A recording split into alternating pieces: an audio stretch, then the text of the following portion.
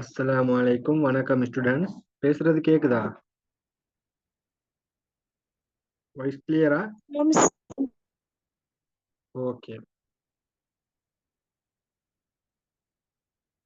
இன்னொரு 2 மினிட்ஸ்ல ஸ்டார்ட் பண்றேன்.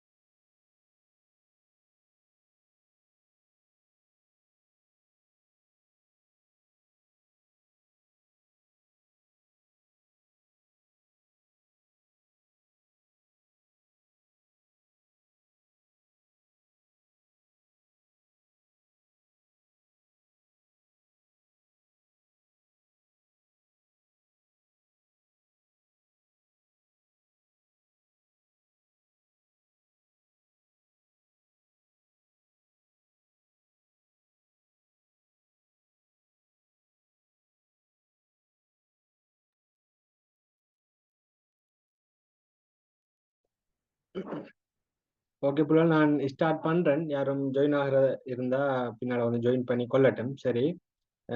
பேசுறதெல்லாம் கிளியர் தானே? வீடியோ ஆடியோ எல்லாம் ஓகே தானே? ஓகே சார். ஓகே ஓகேம்மா, thanks for the response. Okay okay, உங்களுக்கு தெரிஞ்சிருக்கும் புள்ளல், இது என்ற 4வது ஃப்ரீ செஷன். இது வந்து டோட்டலி இப்ப ட்ராவல் பண்ணிட்டு இருக்கிற விஷயம் வந்து புள்ளல் 2026 2027 பரீட்சைய எழுதுறவங்களுக்கான செட்டப்ல தான் இந்த கிளாஸஸ் போய்த்துட்டு இருக்குது. அதுல ஒரு ஆரம்ப கட்டமா தான் 8 ஃப்ரீ கிளாஸ போட்டிருந்தேன். உங்களுக்கு அதை பார்த்துட்டு என்னோட கிளாஸஸ் எல்லாம் இணைஞ்சு கொள்ளையிலிருந்து அந்த அடிப்படையில் இன்றைக்கு 4வது கிளாஸ். நான் 2025 ஸ்டூடெண்ட்ஸுக்கான கிளாஸஸ் வந்து வருகிற சனிக்கிழமை ஸ்டார்ட் பண்ணுறேன். அதுக்குரிய போஸ்டர்ஸும் நான் குரூப்ல போட்டுறேன், நீங்க பார்த்துருப்பீங்கன்னு நினைக்கிறேன். ஓகே, உங்களோட யாரும் ஃப்ரெண்ட்ஸ் அப்படி உங்களோட என்ன உங்களுக்கு முந்தின பேஜ்ல அதாவது இந்த இயர் எழுதுற யாரும் இருந்தால் அவங்களுக்கு ஷேர் பண்ணி கொள்ளலாம். ஒரு ஃபெஸ்ட் ஒரு 3-4 கிளாஸ் வந்து ஃப்ரீயா தான் நடக்கும். ஜாயின் பண்ணி பார்த்துட்டு ஒரு செட்டிஸ்னு சொன்னா கண்டினியூ பண்ணலாம் புள்ளல். ஓகே, அப்ப நம்ம ஸ்டார்ட் பண்ணுவோம். உங்களுக்கு தெரிஞ்சிருக்கும் புள்ளல், நான் இது 4வது கிளாஸ். அப்ப டோட்டலி 3 கிளாஸ்ல வந்து நிறைய விஷயம் படிச்சிட்டீங்க. நான் ஃபர்ஸ்ட் கிளாஸ் செகண்ட் கிளாஸ் எல்லாம் ரிவைண்ட் பண்ணல, சரிதானே? லாஸ்ட் கிளாஸ்ல பிரதானமா என்ன பார்த்தோம் புள்ளல்?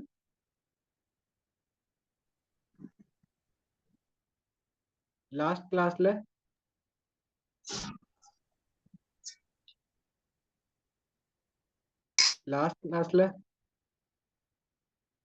வலிக்கோலம். Very good. வலிக்கோலத்தை பத்தி கொஞ்சம் டீப்பா பார்த்தோம். அதாவது புலகள் தொகுதின்ற விஷயத்த பார்த்தோம். அதை பார்த்துட்டு அப்படியே புவித்தொகுதிக்குள்ள போனோம். அதை கிளியரா தொகுதியை பார்த்துட்டு தனித்த தொகுதி, திறந்த தொகுதி, மூடிய தொகுதி அதெல்லாம் பார்த்துட்டு புவித்தொகுதிக்குள்ள போனோம். புவித்தொகுதி 4 உபத்தொகுதிகளை கொண்டதுன்னு சொன்னேன். அதுல வளிக்கோளம், நீர்க்கோளம், கட்கோளம், உயிர்கோளம் சம்பந்தமாகத்தான் நம்ம இந்த முதலாவது யூனிட் வந்து அதை வச்சிருக்குதுன்னு சொல்லி அதுல என்னென்ன டைட்டில பிரீஃபா படிக்கிற அப்படின்னு சொல்லி ஒரு ஒரு சப்டைட்டில்ஸ் நான் ஆல்ரெடி குரூப்ல போட்டேன். இப்பயும் அந்த டைட்டில போட்டு விட்டேன். அப்ப அதை பார்த்து அவங்களுக்கு விளங்கிருக்கும் எந்த அளவுல இந்த கிளாஸ் பேத்துட்டு இருக்குது, என்ன விஷயம் இன்னும் படிக்க இருக்குது இந்த முதலாவது யூனிட்லன்றத நீங்க ஐடியா எடுத்துருப்பீங்க, சரிதானே? இதே மாதிரி நான் ஒவ்வொரு யூனிட்டுக்கும் மெயின் சப்டைட்டிலோட கண்டென்ட்டை போட்டுட்டு தன் படிப்பிக்க ஸ்டார்ட் பண்ணுவேன். அதுதான் எந்த ஒரு ஸ்டைல், சரிதானே? உதாரணத்துக்கு இப்போ உங்களுக்கு புவித்தொகுதின்ற டைட்டிலுக்குள்ள என்னென்ன இருக்கோ அதெல்லாம் ஒரு பார்வையில அந்த டைட்டில் இருக்கும், சப்டைட்டில் இருக்கும். அதை அப்படியே ஃபோக்கஸ் பண்றதாக இருக்கும். அதுல மெயின் டைட்டில நல்லா ஃபோக்கஸ் பண்றதாக இருக்கும், சரிதானே? ஆல்மோஸ்ட் எல்லாம் பார்ப்போம். அதுல மெயின் டைட்டில் இருக்கும், எக்ஸாம பேஸ் பண்ண விஷயம், அதை கொஞ்சம் ஆழமா பார்ப்போம். இப்படிதான் இருக்கும். அந்த அடிப்படையில புவித்தொகுதியில நான் போட்ட விஷயங்கள் நீங்க பார்த்துருப்பீங்க, சரிதானே? அந்த அடிப்படையில புவித்தொகுதியில லாஸ்டா வளிக்கோளம் சம்பந்தமாக பார்த்தோம். வளிக்கோளத்தை வந்து பிரதானமா என்னென்ன தலைப்பு கீழே பார்த்தோம்?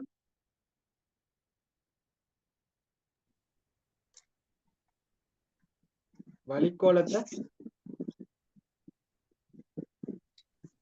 வளிக்கோளத்தின் சேர்க்கை. S, very good. வளிக்கோளத்தின் சேர்க்கை அப்படின்ற ஒரு விஷயத்துக்குள்ள பார்த்தோம். அடுத்தது வளிக்கோளத்தின் கட்டமைப்பு. வளிக்கோளத்தினுடைய கட்டமைப்பு, இது சம்பந்தமா பார்த்தோம். வளிக்கோளம் என்னன்னு பார்த்துட்டு வளிக்கோளத்துல 2 விஷயத்துக்கு கீழே தான் அந்த வளிக்கோளம் ஒட்டுமொத்த டைட்டிலும் இருக்குது போல. ஒன்று வளிக்கோளத்துல சேர்க்கை என்ற விஷயத்துல வாயுக்கள் எந்த அளவு இருக்குது, வாயுக்கள் அல்லாத ஒரு சில திண்ம பொருட்கள் எந்த அளவுல இருக்குதுன்னு சொல்லி பார்த்துட்டு வளிக்கோளத்துல கட்டமைப்புக்குள்ள போகணும். கட்டமைப்புல 4 படைகளாக 4 கட்டமைப்புகளாக வளிக்கோளம் பிரியுது. என்னென்ன? மாறன் மண்டலம், படை மண்டலம், இடைமண்டலம், வெப்பமண்டலம். Very good. மாறன், படையிடை, வெப்பமண்டலம் என்ற விஷயத்த பார்த்தோம். இத டீப்பா நாளையும் பார்த்தோம். நான் திரும்ப சொல்றேன், நாளையும் பார்த்துக்கொள்ளுங்க. 2 நல்லா பார்த்துக்கொள்ளுங்க. ஜியோகிராஃபில அதுதான் மெயின் புள்ளால். சரிதானே? எதை கேட்டாலும் 4 தெரிஞ்சிருக்கணும். அதுல 2 தானே உங்கள்ட்ட எக்ஸாமுக்கு கேட்கிற விளக்கம் எழுதுறதுக்கு. அப்ப மாறன் மண்டலம், படை மண்டலத்தை பத்தி கொஞ்சம் நல்லா விளங்கி வச்சுக்கொள்ளுங்க. எதுனாலும் உங்களுக்கு ஈஸி. மாறன், படை கொஞ்சம் ஈஸியா இருக்கும். ஓசோன் படை எந்த மண்டலத்துல இருக்குது புள்ள?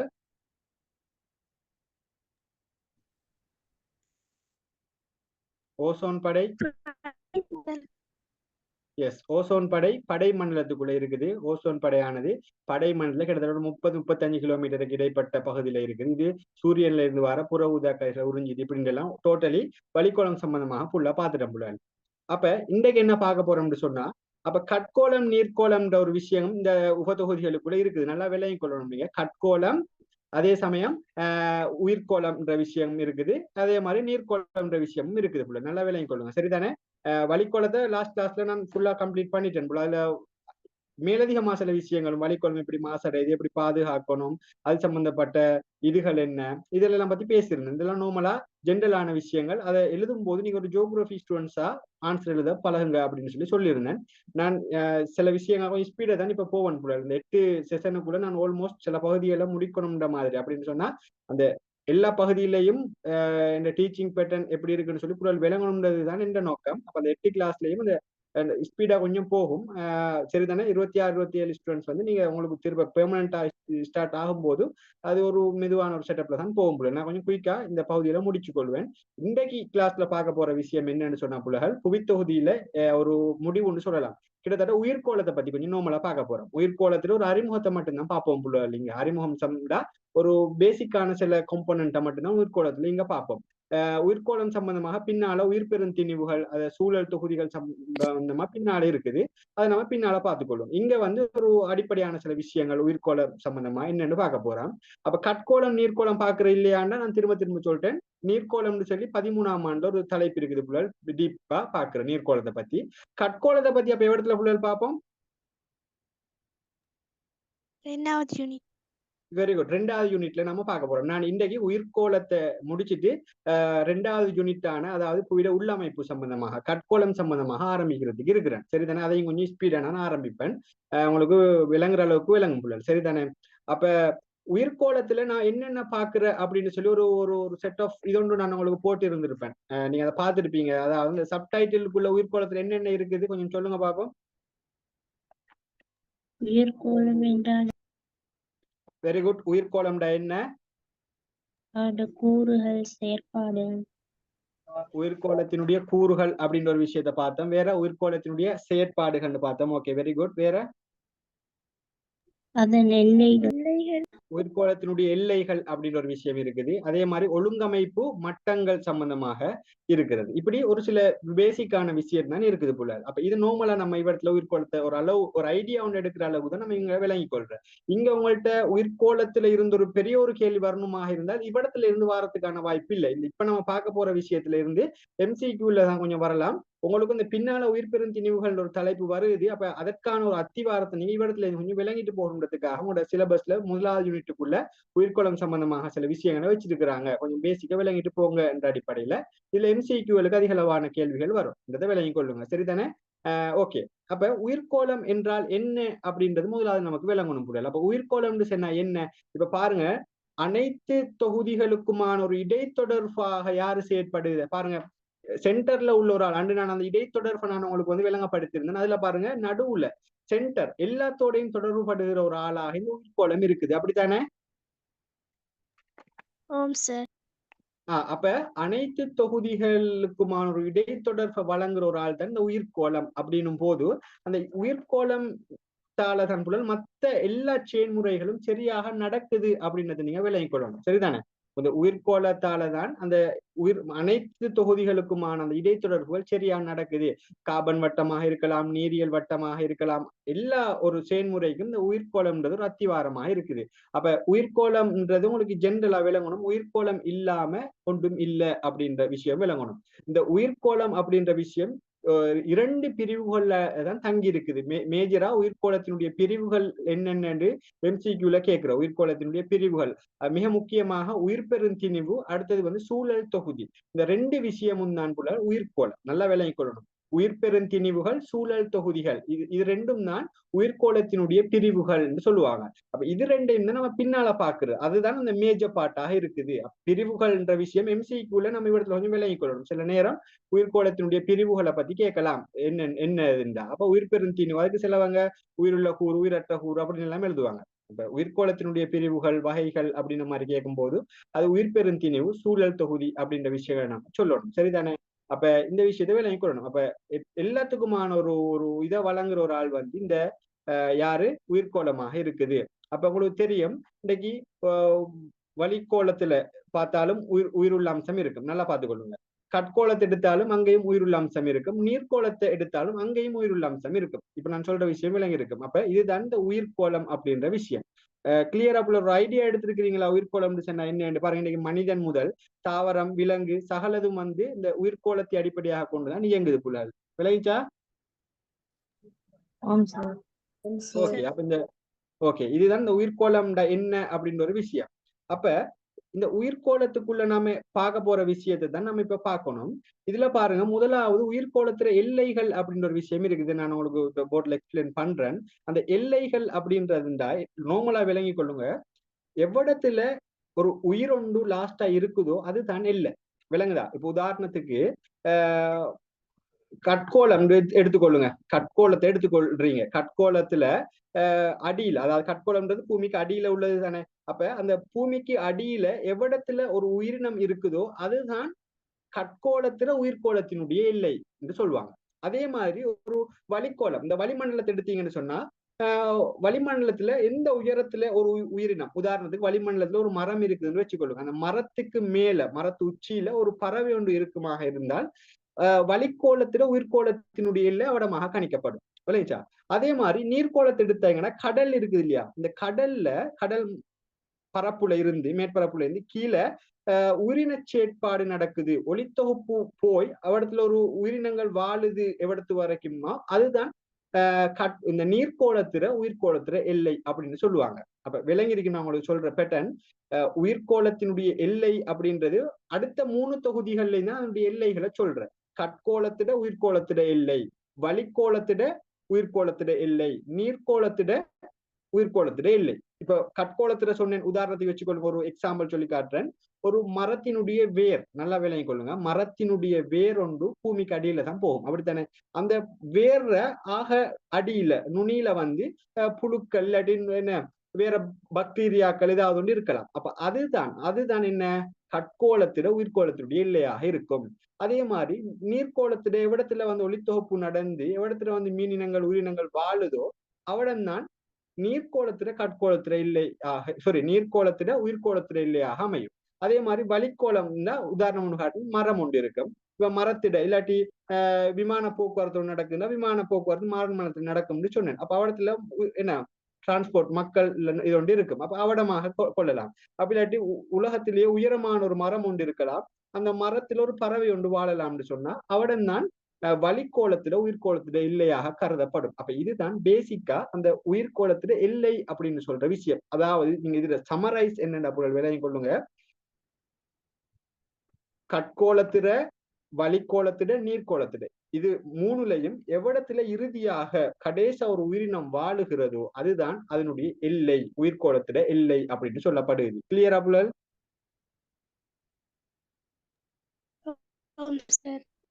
ஏதும் டவுட் இருந்தா உங்களுக்கு கேட்கலாம். அந்த எல்லை சொன்ன விஷயத்துல எஸ் இந்த எனக்கு டவுட் இல்ல. எனக்கு இந்த கிளாஸ் ரெக்கார்டிங் அனுப்பலுமா சார்? ஓகே, நீங்க எனக்கு கொமன் 9 குரூப்ல மணிக்கு ஐசி இருக்கிறீங்களா? கிளாஸ் இருக்குது சார். கொமன் குரூப்ல இருக்கிறீங்களா? ஓ சார். ஓகே ஓகே, நோ இஷ்யூ, பிரச்சனை இல்லை. நான் நாளைக்கு ரெக்கார்டிங் அப்டேட் பண்ணுவேன். ஓகே, நீங்க அதுல பாத்துக்கொள்ளுங்க. ஓகே சார்.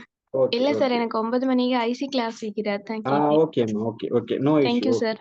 ஓகே, புள்ள அப்ப இந்த எல்லை சம்பந்தமா எதுவும் டவுட் இருக்குதா? இல்ல சார். ஓகே, இத சரியா சொல்லணும். இப்ப இது நான் சொன்னது குத்து மதிப்பா இதுதான் அப்படின்னு சொல்றது விளங்குதா? குத்து மதிப்பா சரியா ஒரு எல்லை ஒன்று இருக்குது புள்ளல். பொதுவா நோட் பண்ணி கொள்ளுங்க அந்த விஷயத்த. எப்படின்னு சொன்னா, இப்ப நான் சொன்னேன் வளிக்கோளத்திட உயிர்கோளத்திட எல்லை அப்படின்னு சொல்றது பொதுவாக புலகள் புவி மேற்பரப்புல இருந்து ஒரு 6 கிலோமீட்டர், கிட்டத்தட்ட 6000 மீட்டர் வரைக்கும் அதனுடைய எல்லை இருக்கும்னு சொல்லப்படுது. 6 கிலோமீட்டர். எப்படி வளிக்கோளத்தை பத்தி சொன்னேன். வளிக்கோளத்துல உயிர்கோளத்துல எல்லைன்றதுக்கு எக்ஸாம்பிள் ஒன்று சொல்லி காட்டினேன். ஒரு மரத்திட ஒரு பறவை ஒன்று நிக்குமாக இருந்தால் அவடம்னு சொல்லி, இது நான் ஒரு எக்ஸாம்பிளுக்கு நான் சொன்ன ஒரு விஷயம். இத சரி ஆதாரபூர்வமா சொல்றேன்டா. அதாவது வளிக்கோளத்திட உயிர்கோளத்திட எல்லை வந்து பொதுவாக 6 கிலோமீட்டர் அப்படி இல்லாட்டி 6000 மீட்டர் அப்படின்னு சொல்லப்படுது. கிளியரா? சார் இன்னொரு சொல்லலாம். ஓகே, நான் இப்ப உங்களுக்கு மூணையும் அந்த உதாரண ரீதியாக அந்த எல்லைகளை சொன்னேன். விளங்குதா? எவ்விடத்துல ஒரு உயிரினம் இருக்குதோ அதுதான் அதனுடைய எல்லை அப்படின்னு சொல்லப்படுகிற விஷயம். சரிதானே? அப்ப மரத்தொன்ற உச்சிட ஒரு பறவை ஒன்று நிக்குதுன்னு எக்ஸாம்பிளுக்கு சொன்னேன். இப்ப இத சரியா ஆதாரபூர்வமா சொல்றேன்டா, அது எவ்வளவு அளவுல அப்படின்ற ஒரு குத்து மதிப்பு ஒரு அளவு ஒன்று இருக்கும். அதுதான் என்னன்னு சொன்னா, இப்ப வளிக்கோளத்துல புவி மேற்பரப்பு எடுத்தோம்டா அதுல இருந்து பொதுவா 6000 மீட்டர், அதாவது 6 கிலோமீட்டர் உயரம் வரைக்கும் அது வந்து உயிர்கோளத்தினுடைய எல்லை அப்படின்னு சொல்லப்படுது. கிளியரா? 6 கிலோமீட்டர் அப்படி இல்லாட்டி 6000 மீட்டர். அதே மாதிரி நீர்க்கோளம் தண்ணியில கடல்ல உயிர்கோளத்துல எல்லை அப்படின்னு சொல்லி பார்த்தோம்னு சொன்னா, புவி அதாவது இந்த கடல் மட்டத்துல இருந்து விளைஞ்சா கடல் மட்டத்துல இருந்து 250 மீட்டர் ஆழம் வரை, 250 மீட்டர் ஆழம் வரை அப்படின்னு சொல்லப்படுது. சில இடங்கள்ட புவி மேற்பரப்புல இருந்து 500 மீட்டர் அப்படின்னு சொல்லுவாங்க. நீங்க நீர்க்கோளம் இதுதானே, நீர் தானே, கடலை பேஸ் பண்ணி கடல் மட்டத்துல இருந்துன்னு சொல்லுவாங்க. கடல் மட்டத்துல இருந்து 250 மீட்டர் ஆழம் வரை அப்படின்னு சொன்னா சரி விளங்க. இது வந்து நீர்க்கோளத்திட உயிர்கோளத்தினுடைய எல்லையாக இருக்கும். கிளியரா? ஓகே, அதே மாதிரி கட்கோளம் என்று சொன்னேன். ஒரு மரத்தோன்ற வேற உதாரணம் எடுத்து சொன்னேன். அப்ப இது எப்படின்னு சொன்னால், அதாவது அந்த கட்கோளத்திட மேற்பகுதின்ற அந்த மண் தனப்புலகள். அப்ப அது எப்படின்னு சொன்னா, அந்த புவி மேற்பரப்பு உள்ள இருந்து கீழே ஆழத்துல ஒரு 10 மீட்டர் ஆழம் வரை தான் உயிர்கோளத்திட எல்லையாக கருதப்படுகிறது. அதாவது மண் அல்லது கட்கோளம் வச்சுக்கொள்ளுங்களே, மேற்பரப்புல இருந்து 10 மீட்டர் ஆழம் வரைக்கும். இது தான் புலல் உயிர்கோளத்தினுடைய எல்லைகள் அப்படின்னு சொல்ற விஷயம். கிளியரா? ஓகே, இதுதான் எல்லைகள் என்று சம்பந்தப்படுகிற விஷயம். அடுத்த விஷயம் என்னடா, இது நோமலா எல்லைகளை விளங்கிக் கொள்ளுங்க. இதுதான் இந்த எல்லைன்னு சொல்லப்படுகிற விஷயம். அடுத்தது மிக முக்கியமான ஒன்று, உயிர்கோளத்தினுடைய ஒழுங்கமைப்பு மட்டங்கள் அப்படின்னு ஒரு விஷயம் இருக்குது. ஒழுங்கமைப்பு மட்டம் நீங்க இது விஞ்ஞான பாடங்களையும் படிச்சிருப்பீங்கன்னு நினைக்கிறேன். சும்மா சொல்லுங்க, உயிர்கோளத்து ஒழுங்கமைப்பு மட்டங்கள் என்னென்ன?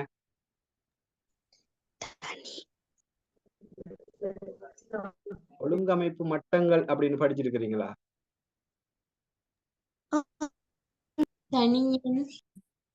Very good. தனியன்,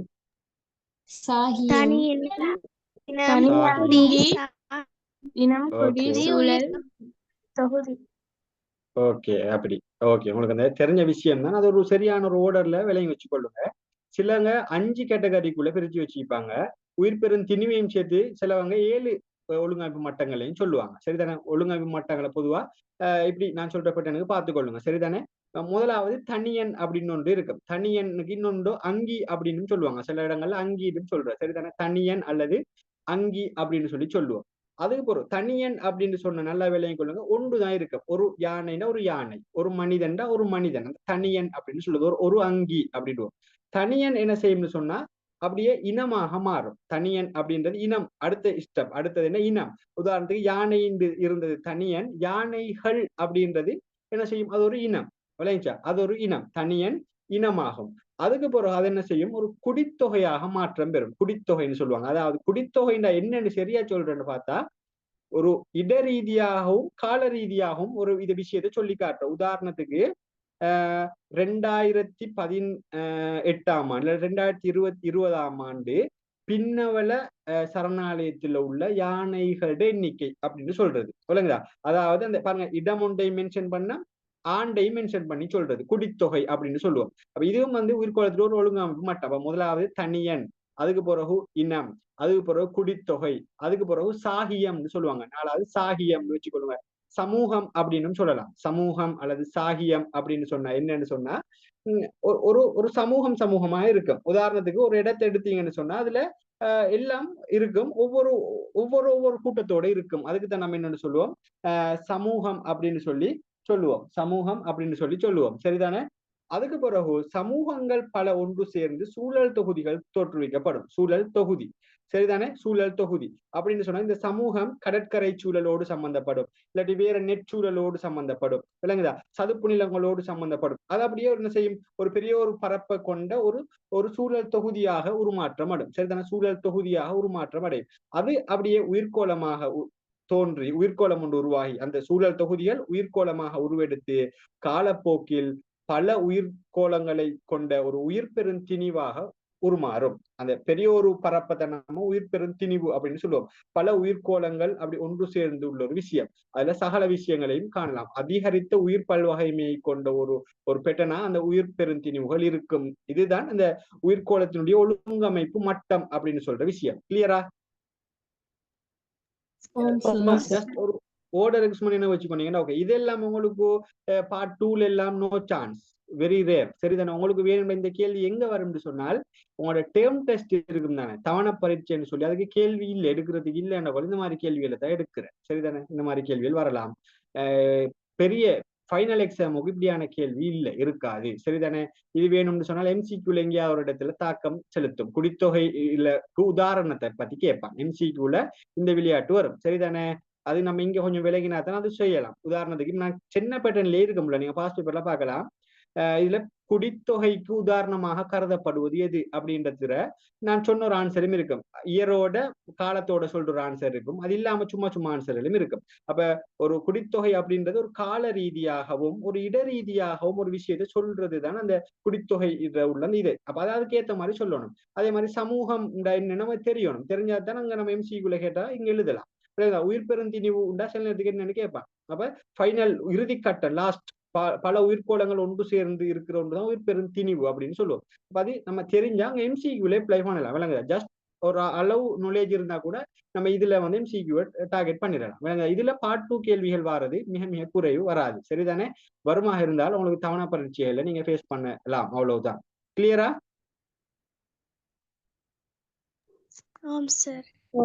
ஓகே ஓகே. கொஞ்சம் நான் ஸ்பீடா தான் போறேன். சரிதானே. எதுவும் டவுட்னு சொன்னா கேட்டுக்கொள்ளேன்.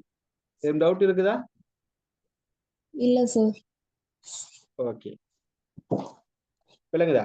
அப்ப ஒரு ஓர்டர் நினைவு வச்சுக்கொள்ளுங்க. முதலாவது ஓகே தனியன் அல்லது அங்கி, அது பிறகு இனம், சும்மா நோமலா பாடமாக்குறல்ல. விளங்குதா. இனம், அது பிறகு குடித்தொகை, அது பிறகு சாகியம், அது பிறகு சூழல் தொகுதி, அது பிறகு உயிர் பெருந்திணிவுகள். உயிர் பெருந்திணிவுன்ற நிப்பாட்டினாலும் ஓகே, அதான் உயிர்கோளம். சரிதானே. சிலவங்க உயிர்கோளம் அப்படின்னு சொல்லுவாங்க. சரிதானே. எப்படியோ நீங்க இந்த ஓர்டர் என்ன வச்சுக்கணும். தனியன், இனம், குடித்தொகை, சாகியம், சூழல் தொகுதி. இது அஞ்சையும் பேஸ் பண்ணி இது அஞ்சையும் சொன்னா அதுதான் ஆறாவதாக உயிர் பெருந்திணிவு அப்படின்னு சொல்லுவோம். சரிதானே. இதோட உயிர்கோளம் ஒன்று தோற்றுவிக்கப்பட்டுரும். அதுதான் அந்த ஒழுங்கமைப்பு மட்டங்கள், அந்த படித்தரம் அப்படின்ற மாதிரி சொல்லுவோம். சரிதானே. ஓகே.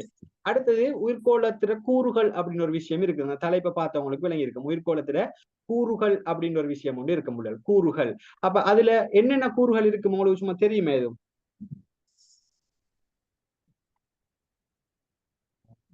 உயிர்கோளத்துல கூறுகள்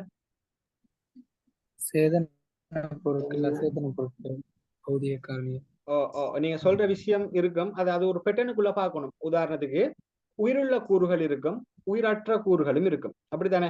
உயிருள்ள கூறுகளும் இருக்கும், உயிரற்ற கூறுகளும் இருக்கும். உயிருள்ள கூறுகளும் இருக்கும், உயிரற்ற கூறுகளும் இருக்கும். உயிருள்ள கூறுகள் எது எது இருக்கும் கொஞ்சம் சும்மா சொல்லலாமா? உயிருள்ள கூறுகள் உற்பத்தியாக்கிகள், நுகரிகள், பிரிகியாக்கிகள். Very good. இதை சிலவங்க தாவரம், விலங்கு அப்படின்லாம் சொல்லுவாங்க. சேம். அதை இப்படி இப்படி பாக்குறது ஒரு ஜியோகிராபிக்கலா ஒரு ஜெனுவினிட்டியா இருக்கும். அப்படின்னு சொன்னா உற்பத்தியாக்கிகள்னா பச்சை தாவரங்கள், பொதுவா தாவரங்கள்லாம் உற்பத்தியாக்கிகளாக இருக்கும். சரிதானே? அப்ப உற்பத்தியாக்கிகள், பிரிகியாக்கிகள் அப்படின்னு இருக்கும். சரிதானே? அதே மாதிரி நுகரிகள் இப்படின்னு எல்லாம் இருக்கு. இதெல்லாம் உயிர் உள்ள அம்சங்களாக சொல்லலாம். உயிரற்ற அம்சங்கள் என்ன இருக்கும்? சொல்லுங்க பாப்போம். சேதன அதுக்குள் பொருட்கள், அச்சேதன வெரி குட். பொருட்கள், பௌதீக அதுக்குள்ளதான் சேதன, அசேதன, பௌதீக அப்படியான விஷயங்கள் எல்லாம் இருக்கும். பௌதீக காரணங்கள் அப்படின்னு சொன்னா என்ன நினைக்கிறீங்க?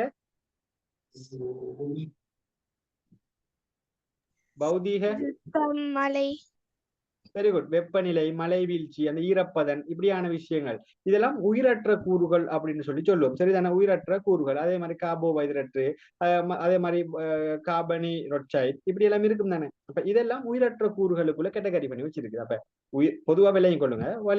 உயிர்கோளத்திட உயிருள்ள கூறுகளும் இருக்குது, உயிரற்ற கூறுகளும் இருக்குது அப்படின்னு என்ன வச்சிங்கன்னு சொன்னா ஓகே. அதை தாண்டி பெருசா இதை பத்தி அந்த விளக்கம் எழுதுறதுக்கு பாட்டுக்கள் இந்த மாதிரி கேள்விகள் இருக்காது. சரிதான்? ஓப்பனா தானே சொல்லணும். ஃபைனல் எக்ஸாமுக்கு இதுக்குள்ள இருக்காது. உங்களோட டேர்ம் டெஸ்ட் எல்லாம் இதுல இருக்கும். அதால இதுல கொஞ்சம் விளங்கிக் கொள்ளுங்க. சரிதானே? டேர்ம் டெஸ்ட் ஃபர்ஸ்ட் செகண்ட் எல்லாம் புலர் ஒரு 85க்கு மேலே ஸ்கோர் பண்ணணும். அதெல்லாம் சின்ன புள்ள கேள்விகள் அதுல வாரது விளங்க. 90க்கு மேல லேசா எடுக்கணும் இந்த பேப்பர் எல்லாம். விளங்குதா? 90 எல்லாம் நோமலா எடுக்கலாம். 90, 95 எல்லாம் அந்த பேப்பர் ஆக ஈஸி எடுக்கிறது. பாருங்க, நீங்க அந்த பேப்பர் உங்களுக்கு இப்ப நீங்க நம்ம ஸ்கூல் 26 ஸ்டூடெண்ட்ஸ் வந்து படிச்சிருப்பீங்க இந்த விஷயங்களை.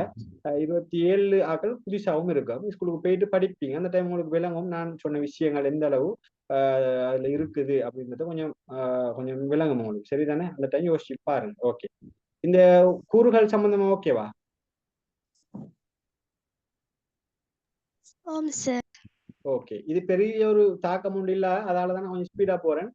புவிட உள்ளமைப்பு ஒரு விஷயம் இருக்கு. 2வது யூனிட் புலல் பௌதிக புயல 2வது யூனிட் கட்டாயம் ஒரு கேள்வி வரும் புலல் கட்டாயமா இருக்குது. புவித்தொகுதி, புவிட உள்ளமைப்பு, அகவிசை இது 3 உள்ள இருந்தும் 2 கேள்வி அல்லது ஒரு கேள்வி கட்டாயம் வரும். சில நேரம் 2 கேள்வி, பெரிய கேள்வி 2 வந்தே ஆகும் புல. அப்ப அதுலயும் புவிட உள்ளமைப்புன்ற விஷயத்துக்குள்ள நான் உங்களுக்கு அதை நான் விளங்கப்படுத்தி காட்டுறேன். அதுக்குள்ள என்னென்ன இருக்குதுன்னு நான் அந்த சப்டைட்டில போடுவேன். அதை பார்த்தாலே உங்களுக்கு ஒரு ஆசை வரும். இவ்வளவு தானே இதுக்குள்ள இருக்குது அப்படின்ற ஒரு ஐடியா வரும் உங்களுக்கு. இன்னொருத்தர் உங்களுக்கு பெரிய ஒரு புஷ் ஒன்று தர தேவை. நீங்களே அதை பார்த்து விளங்கி கொள்ளுவீங்க. அந்த ஒரு செட்டப்ல அது இருக்க முடியல. சரிதானே? இப்ப இதை நான் முடிச்சுட்டு நான் அந்த புவிட உள்ளமைப்பு சம்பந்தமா ஸ்டார்ட் பண்ணி விட்டுருவேன். ஓகே. அப்ப இது கூறுகளை பத்தி தெரியும். அடுத்த ஒரு தலைப்பு இருந்துச்சு, உயிர்கோளத்தினுடைய செயற்பாடுகள் சம்பந்தமா. அப்படி ஒரு விஷயம் ஒண்ணு இருந்துச்சு, செயற்பாடு. அப்ப செயற்பாடுனா உயிர்கோளத்துக்குள்ள என்ன நடக்குது அப்படின்ற விஷயம். அப்ப உங்களுக்கு தெரியும், உயிர்கோளத்துக்குள்ள ஒளித்தொகுப்பு செயற்பாடு ஒன்று நடக்கும். அப்படித்தானே? ஒளித்தொகுப்பு செயற்பாடு ஒன்று நடக்கும். உணவு சங்கிலி செயற்பாடு, அதாவது ஒரு போசனை மட்டத்துல இருந்து இன்னொரு போசனை மட்டத்துக்கு உணவு கடத்தப்படும். இந்த ஒரு செயற்பாடு ஒன்று நடக்கும். விளைஞ்சா அடுத்தது உணவு இந்த எதுக்குள்ள உயிர்கோளத்துக்குள்ள சக்தி கூம்பகங்களினுடைய செயற்பாடுகள் இருக்கு. பொதுவாக 3 வகையான அந்த கூம்பகங்கள் இருக்குது. எண் கூம்பகம், சக்தி கூம்பகம், உயிர்த்திணிவு கூம்பகம் இப்படின்னு எல்லாம் இருக்குது. இதெல்லாம் நோம்பல நம்ம விளங்கினா ஓகே. விளைஞ்சா அப்ப செயற்பாடுகள் அப்படின்றதுக்குள்ள நம்ம முக்கியமா பாக்குறது அந்த செயற்பாடு, உயிர்கோளத்தினுடைய செயற்பாடுகள் அப்படின்ற விஷயத்துக்குள்ள ஒன்று ஒளித்தொகுப்பு செயற்பாடு ஒன்று நடக்குதுன்றதை விளங்கிக் கொள்ளுங்க. ஒளித்தொகுப்பு நம்மளுக்கு தெரியும் தானே? அப்ப இது பேசிக்கா என்ன, பச்சையம் என்ற விஷயங்கள் இருக்குது, உயிருள்ள கூறுகள் இருக்குது. அப்ப பச்சையங்கள் என்ன செய்யும்? அப்ப அதுக்கேற்ற மாதிரி ஒளித்தொகுப்புக்கு தேவையான பதார்த்தங்களை உற்பத்தி செய்து அது மனிதர்களுக்கு தேவையான விதத்துல வழங்கி அந்த அந்த ஒரு சேர்க்கல்ல அது நடக்கும். அப்ப இந்த ஒளித்தொகுப்பு செயற்பாடுன்றது உயிர்கோளத்தில மிக முக்கியமான ஒரு செயற்பாடு. அப்ப அது ஒரு விஷயம். அதே மாதிரி உணவு சங்கிலின்னு ஒன்று இருக்குது போல. இன்றைக்கு உலகத்துல சூழல் சமநிலை, இந்த உணவு சங்கிலின்ற ஒரு விஷயம் இருக்கிறதாலதான் இன்றைக்கு உலகத்துல சூழல் சமநிலை வந்து பேணப்படுகிறது. உணவு சங்கிலியோட குழப்பம் வந்துச்சுன்னு சொன்னால் உலகத்துல சூழல் சமநிலை இல்லாம போயிரும் புலல். அந்த பேலன்ஸா போகுது. அதான் அந்த விஷயம். உதாரணத்துக்கு ஒரு 100 வெட்டுக்கிளி இருக்குமாக இருந்தால் அதுல ஒரு அத ஒரு 50 தவளை சாப்பிடணும். அதான் அந்த பேலன்ஸ். அந்த தவளை இருக்குமா இருந்தா அதை பாம்பு சாப்பிடும். இதான் அந்த உணவு சங்கிலி. பாம்பை அப்படி மயில் சாப்பிடுற அப்படின்னு ஒரு பேட்டர்ன் ஒன்று போகும் தானே. அதான் உணவு சங்கிலி. ஒன்றுல இருந்து ஒன்று தனது உணவு தேவையை பூர்த்தி செய்து கொள்ளும். நல்ல விளங்கிக் கொள்ளுங்க. அந்த இயக்கம், அந்த ஆக்டிவிட்டி தான் புலல் இந்த உயிர்கோளத்தினுடைய மிக முக்கியமான செயற்பாடு. நல்ல விளங்கிக் கொள்ளுங்க. இந்த விஷயங்களை ஆழமா நான் சொல்லல, உங்களுக்கு விளங்கிடும் நான் சொல்ல வர விஷயங்கள். அந்த என்ன சொல்ற அந்த உணவு சங்கிலின்றது ஒரு ஒரு real life day to day நடந்துட்டே இருக்கு முடியாது. இப்ப நீங்க சாப்பிடாம இருப்பீங்க இல்ல தானே, அந்த மாதிரி அந்த அந்த பேட்டர்ன் நடந்துட்டே இருக்குது. இதாலதான் இந்த உலகத்துல சூழல் சமநிலை வந்து பேணப்படுகிறது. இந்த உணவு சங்கிலியோ உணவு வலையும் வந்து உணவு சங்கிலி மாதிரி தான். அதாவது பல இதோடு தொடர்பு பட்டு இருக்கும். ஒன்று இன்னொன்று சாப்பிடும், அதே சமயம் சாப்பிட்டதை இன்னொன்று சாப்பிடும். அப்படி அந்த பல உணவு சங்கிலிகளினுடைய அந்த ஒரு கூட்டத்தை நம்ம உணவு வலை அப்படின்னு சொல்லுவாங்க. ரெண்டும் பொதுவாக போஷணைகளை கடத்துற இந்த சூழல் சமநிலையை பாதுகாக்கிற ஆக்கள். அப்ப இன்னைக்கு உணவு சங்கிலியும் வந்து இந்த உயிர்கோளத்தினுடைய மிக முக்கியமான ஒரு செயற்பாடுக்குள்ள வருது. ஒளித்தொகுப்பு அதே மாதிரி இந்த உணவு சங்கிலி அதே மாதிரி உணவு வலை அதையும் பத்தி சொல்லலாம். அப்ப இது ரெண்டும் உணவு சங்கிலி உணவு வலை ரெண்டும் சூழல் சமநிலையை பேணுது. உயிர்கோளத்துல சூழல் சமநிலையை பேணுது புலர். இன்றைக்கு இதாலதான் இன்றைக்கு உலகம் வந்து சரியா ரன் ஆகிட்டு இருக்குது. இந்த விலையும் கொள்ளுங்க. கிளியரா? ஆம் சார். Okay, clear. அப்ப இதுல எதுவும் டவுட் இருக்குதா புள்ள உங்களுக்கு? டவுட் இருந்தா கேட்டுக்கொள்ளுங்களே. இதுல பார்ட் 2க்கு பெரிய கேள்விகள் எதிர்பார்க்க ஆதங்க இதுல இருக்காது. ஆனாலும் விலகிக் கொள்ளணும். இதுல எம்சிக்குள்ள விஷயங்கள் வரும். செயற்பாடுகள் சம்பந்தமா எல்லாம் எம்சிக்குள்ள கேட்பான். ஒளித்தொகுப்பு உணவு சங்கிலி இப்ப அதுல பத்தி சொன்னேன். சரிதானே? இது ஏன் நான் சொல்றேன்னு சொன்னா இதை ஒட்டுமொத்தமா தழுவி ஒரு கேள்வி எடுப்பான். உணவு சங்கிலிட முக்கியத்துவத்தை சொல்லு அப்படின்னு சொன்னா அதை ஒரு தலைப்புக்கு கீழே நம்ம படிக்கிறல்ல. நம்ம இவ்வளவு நேரம் படிச்சதை வச்சு சும்மா முக்கியத்துவத்தை செல்லலாம் போல விளங்குதா? சும்மா முக்கியத்துவத்தை செல்லலாம். என்ன அனைத்து பாருங்க, நான் இவ்வளவு நேரம் படிப்பிச்சதை வச்சு ஒரு 4 பாயிண்ட் சும்மா சொல்லிடலாம். அதாலதான் இப்படியான விஷயங்களை படிப்பிக்கிறேன். உதாரணத்துக்கு சொன்னேன், அனைத்து தொகுதிகளுக்குமான ஒரு ஒரு மத்திய தொகுதியாக இதான் செயற்படுது. அப்ப பாருங்க, இதாலதான் ஏனைய இடைத்தொடர்புகள் எல்லாம் சரியா நடக்குது. அப்ப இது ஒரு முக்கியத்துவம் உயிர்கோளத்துல. தாவரங்கள் விலங்குகள் மனிதர்கள் எல்லாம் வாழ்றதுக்கான ஒரு ஒரு சூழ்நிலையை உருவாக்குது. இதுதான் ஒளித்தொகுப்பு எங்க நடக்குது, இங்கதான் நடக்குது. அப்ப அது ஒரு முக்கியத்துவம். அடுத்தது சூழல் சமநிலையை பத்தி சொல்லுங்க. இதெல்லாம் இந்த உயிர்கோளத்தினுடைய முக்கியத்துவமாக இருக்கும். பொதுவாக உயிர்கோளத்துல நடக்கிற பல நடவடிக்கைகள் வந்து காலநிலையை தீர்மானிக்கிறது. இது பெரிய ஒரு முக்கியத்துவம். வேற நல்ல விளங்கி கொள்ளுங்க, வேற எந்த தொகுதியிலையும் இந்த பெரிய சேஞ்சஸ பார்க்கலாம். விளங்குதா? உயிர்கோளத்துல ஏற்படுகிற மாற்றம் காலநிலையை சரியா பாதிக்கும், சரியா எஃபெக்ட் பண்ணும். நேரடி எந்தவித இதுவும் இல்லாம டிரெக்டா போயிட்டு தாக்கும். விளங்குதா? அப்ப இந்த காலநிலைய ஒரு பேஸ் பண்ணி இருக்கிற விஷயம். அப்ப சரியா காலநிலைகள் சரியா பேலன்ஸா போகணுமா இருந்தா அந்த உயிர்கோளம் தான் அதெல்லாம் தீர்மானிக்குது. அப்ப இதெல்லாம் இந்த உயிர்கோளத்துல முக்கியத்துவத்துக்குள்ள வருது. அப்ப விளங்குதா?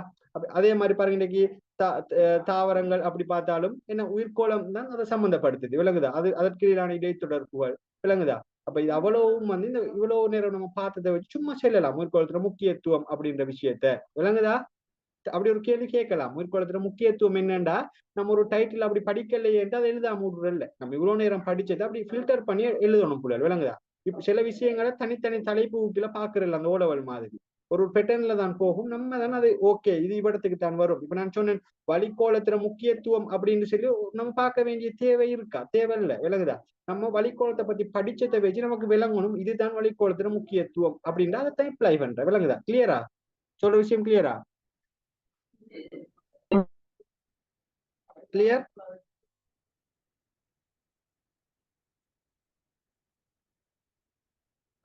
சொல்ற விஷயம் கிளியரா?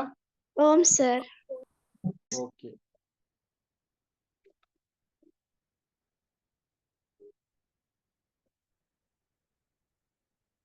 ஓகே.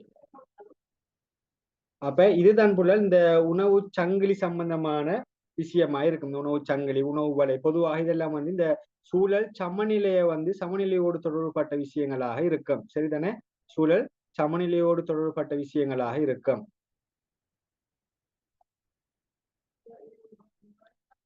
ஓகே.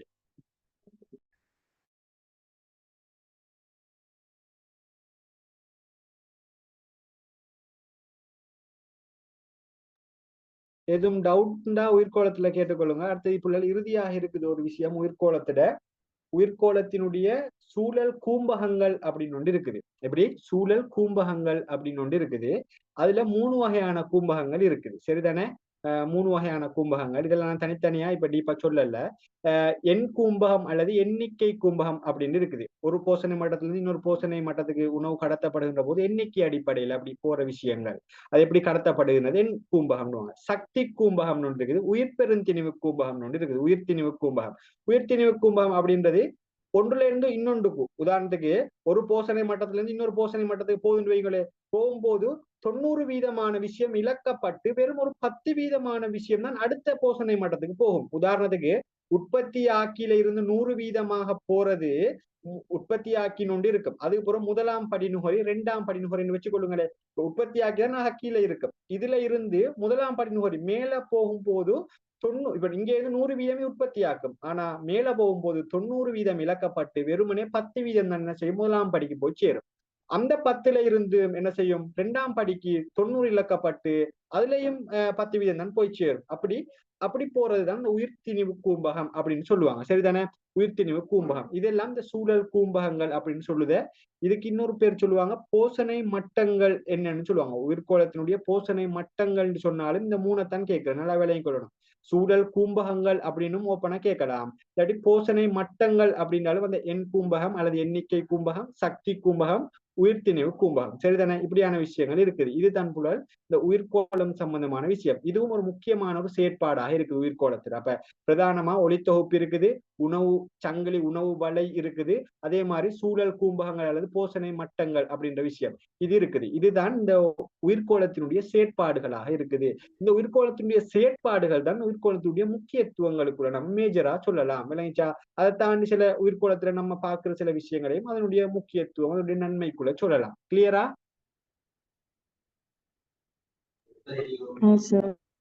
ஓகே. இப்ப இவ்வளவுதான். நான் இந்த உயிர்கோளத்தை கொஞ்சம் ஷோர்ட்டாவே முடிச்சுட்டேன். இதை இன்னும் டீப்பா இது எங்க போகும்னு சொன்னால், அதாலதான் நான் ஒரு இன்ட்ரோ மாதிரி இடத்துல ஒரு நார்மலா ஒரு 1/2 hourக்கு தான் இந்த உயிர்கோளத்தை பத்தி எக்ஸ்பிளைன் பண்ணியிருந்தேன். இதனுடைய மேஜர் பார்ட் நான் சொன்ன உயிர்கோளம் வந்து 2 பிரிவுகளை கொண்டு இருக்குது. அதுல ஒன்று உயிர்பெருந்திணிவு, அடுத்தது சூழல் தொகுதின்னு சொல்லுவோம். சூழல் தொகுதி இந்த கேள்விகள் வந்து அடிக்கடி வார விஷயம். விளங்குதா? இதெல்லாம் இந்த உயிர்பெருந்திணிவுகள் எல்லாம் 2 years 2 டைமுக்கு ஒருக்கா போட்டு விட்டுருவாங்க மேஜர் பார்ட். அப்ப அங்க நம்ம இந்த உயிர்கோளம் சம்பந்தமா கொஞ்சம் இன்னும் டீப்பா பாக்குற விஷயம் அங்க அமையும். சரிதானே? அந்த 2 பிரிவு உயிர் பெருந்திணிவுகளும் சூழல் தொகுதி என்ற விஷயமும் தான் உங்களுக்கு பின்னால வரும். சரிதானே? பௌதிக புவியியல பின்னால் அந்த சப்ஜெக்ட் டைட்டில் வரும். அதை நம்ம அந்த டைம் டீப்பா பார்ப்போம். இப்ப நீங்க இவ்வளவு விஷயம் உயிர்கோளம் சம்பந்தமாக விளங்கி வச்சிருந்தீங்கன்னு சொன்னால் போதும். ஓகே. அடுத்தது நீங்க இதுக்குரிய நோட்ஸ் அப்படின்னு எல்லாம் கேட்டு இருந்தீங்க, அப்படித்தானே? இதுல புலல் உண்மைக்கும் சில வரவேற்கத்தக்க விஷயங்கள், சில புலல் நான் இப்படி சொல்லும் போது சரி அந்த பெர்ஃபெக்டா நோட் வைஸா எழுதி எனக்கு அனுப்பியிருந்தாங்க. ஒரு 2 பேர் மாதிரி எனக்கு அனுப்பியிருந்தாங்க. உண்மைக்கும் பார்க்கக்கொள்ளே எனக்கு சந்தோஷமா இருந்துச்சு. அப்படின்னா அந்த கிளாஸ் டைமுக்கே எழுதி கொள்றாங்க சில விஷயத்த. அடுத்து விடுபடுற விஷயங்கள் அந்த ரெக்கார்டிங்கும் போட்டிருந்தானே, அப்ப ரெக்கார்டிங்கையும் பார்த்து எழுதிய விஷயங்களையும் எழுதி கொள்றாங்க. அப்ப அந்த டைம் வந்து நீங்க அந்த நோட்ஸ் ஒன்று தந்து அதை இது படிக்க வேணும்ன்ற தேவையில்லை புலல். இப்படி எழுதி படிக்கிறது 100% கேரண்டி பண்ணலாம் புலல். அந்த தலைப்பு மறக்கிறதுக்கு சான்ஸே இருக்காது. சரிதானே? மறக்கிறதுக்கு சான்ஸே இருக்காது. அப்ப அப்படி படிக்கணும். அதுக்கு நம்மளுக்கு வரும்போது சொன்னேன், பௌதிக புவியியல் டைட்டில போட்டு ஒரு புக் ஒன்றையோடைய கிளாஸுக்கு வாங்க. சரிதானே? நார்மலா எழுதிட்டு போங்க. இல்லாட்டி சும்மா ஒரு ஷார்ட் நோட் பண்ணுறதுக்குன்னு சொல்லி ஒரு கொப்பி ஒன்று எடுத்து வச்சுக்கொள்ளுங்க. அதை வேற நான் சொல்ற டைமுக்கு நான் எல்லா விஷயமும் நோட்ஸ்ல வராது போல. நான் சில விஷயம் மேலதிகமா பேசினா அது வேற ஏத்த வரும். அப்ப அதை நோட் பண்ணி கொண்டீங்கன்னா உங்களுக்கு இன்னும் ஈஸி.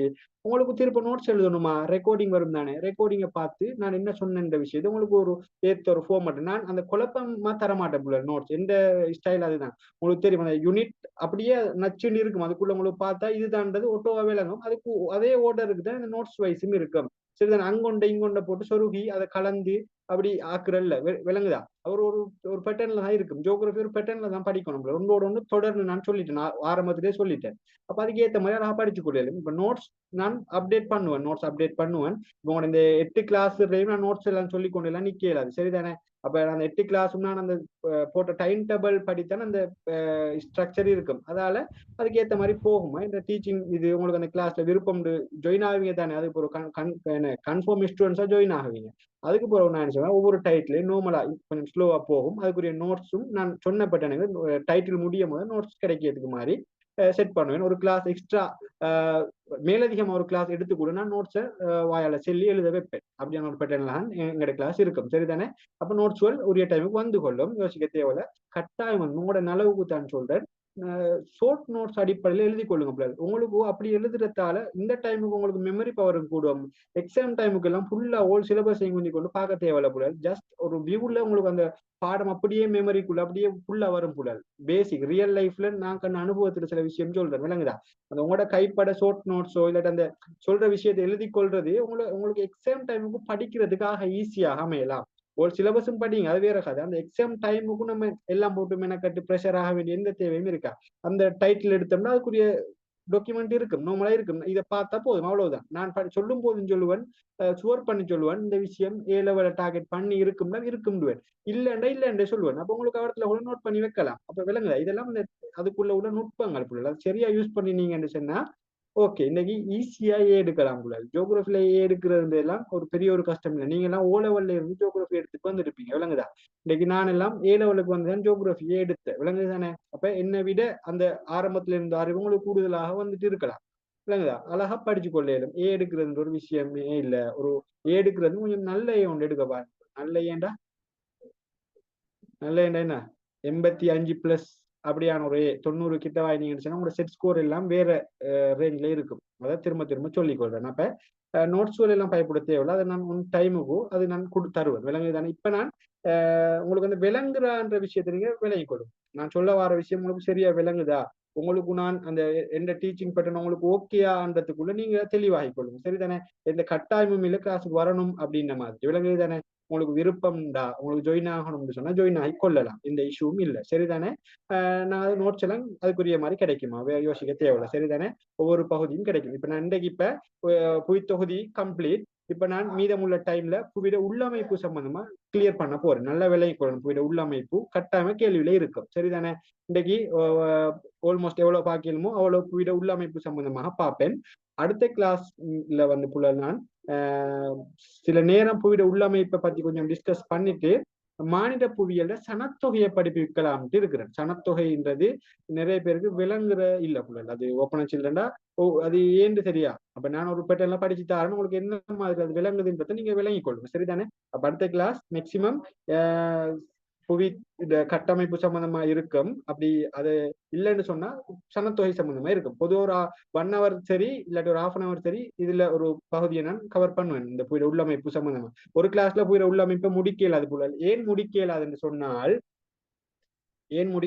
சொன்னால் நான் உங்களுக்கு புள்ளல் எனக்கு இப்ப இந்த டாக்குமெண்ட் உங்களுக்கு அனுப்பி அதை உங்களுக்கு போட இயலாது. அனுப்புறதுக்குரிய டைம் ஒன்று எனக்கு இல்லை.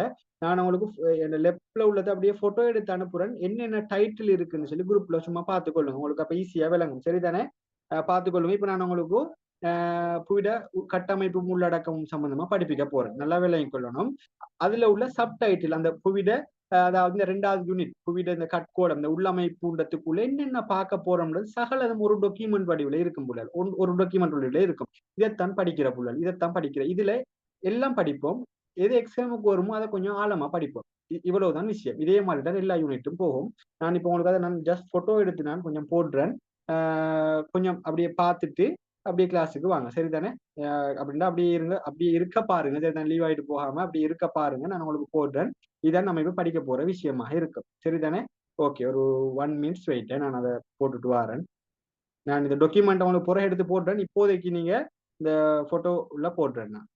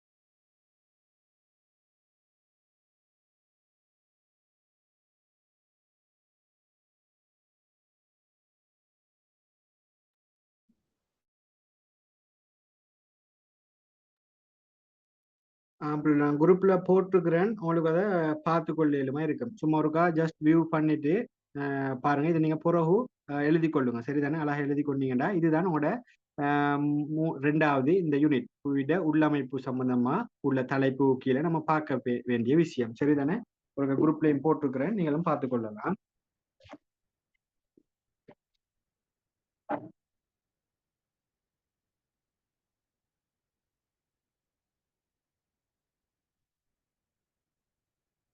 ஓகே புள்ள, ஓகே. பாத்தீங்கன்னா அது குரூப்ல உள்ளது அப்படி வச்சுக்கொண்டு பார்க்கலாம் தானே? மினிமைஸ் பண்ணி கொண்டு பார்க்கலாமே, பார்க்கலாமா? ஓம், ஓகே. புவிட கட்டமைப்பும் உள்ளடக்கமும் அப்படின்னு இருக்குது. நல்லா விளங்கி கொள்ளணும். மிக முக்கியமான தலைப்பு. புவிட உள்ளுக்கையை பத்தி படிக்கிற, புவிட கட்கோளம் சம்பந்தமா படிக்கிற. அதாவது இதுக்குள்ள என்ன இருக்குது சும்மா சொல்லுங்க, எதை பத்தி படிக்கிறேன்னு? எதை பத்தி படிக்கிற?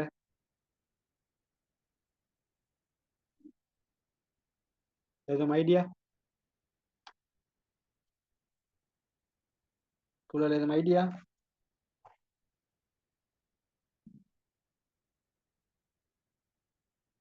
புள்ள 2026 ஸ்டூடெண்ட்ஸ் இருக்கிறீங்களா? 6ல எழுதுறவங்க இருக்கிறீங்களா?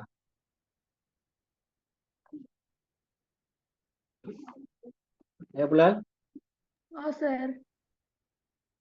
இருக்கிறீங்க. அப்ப சொல்லலாம் தானே, இதுக்குள்ள என்ன படிக்கிற?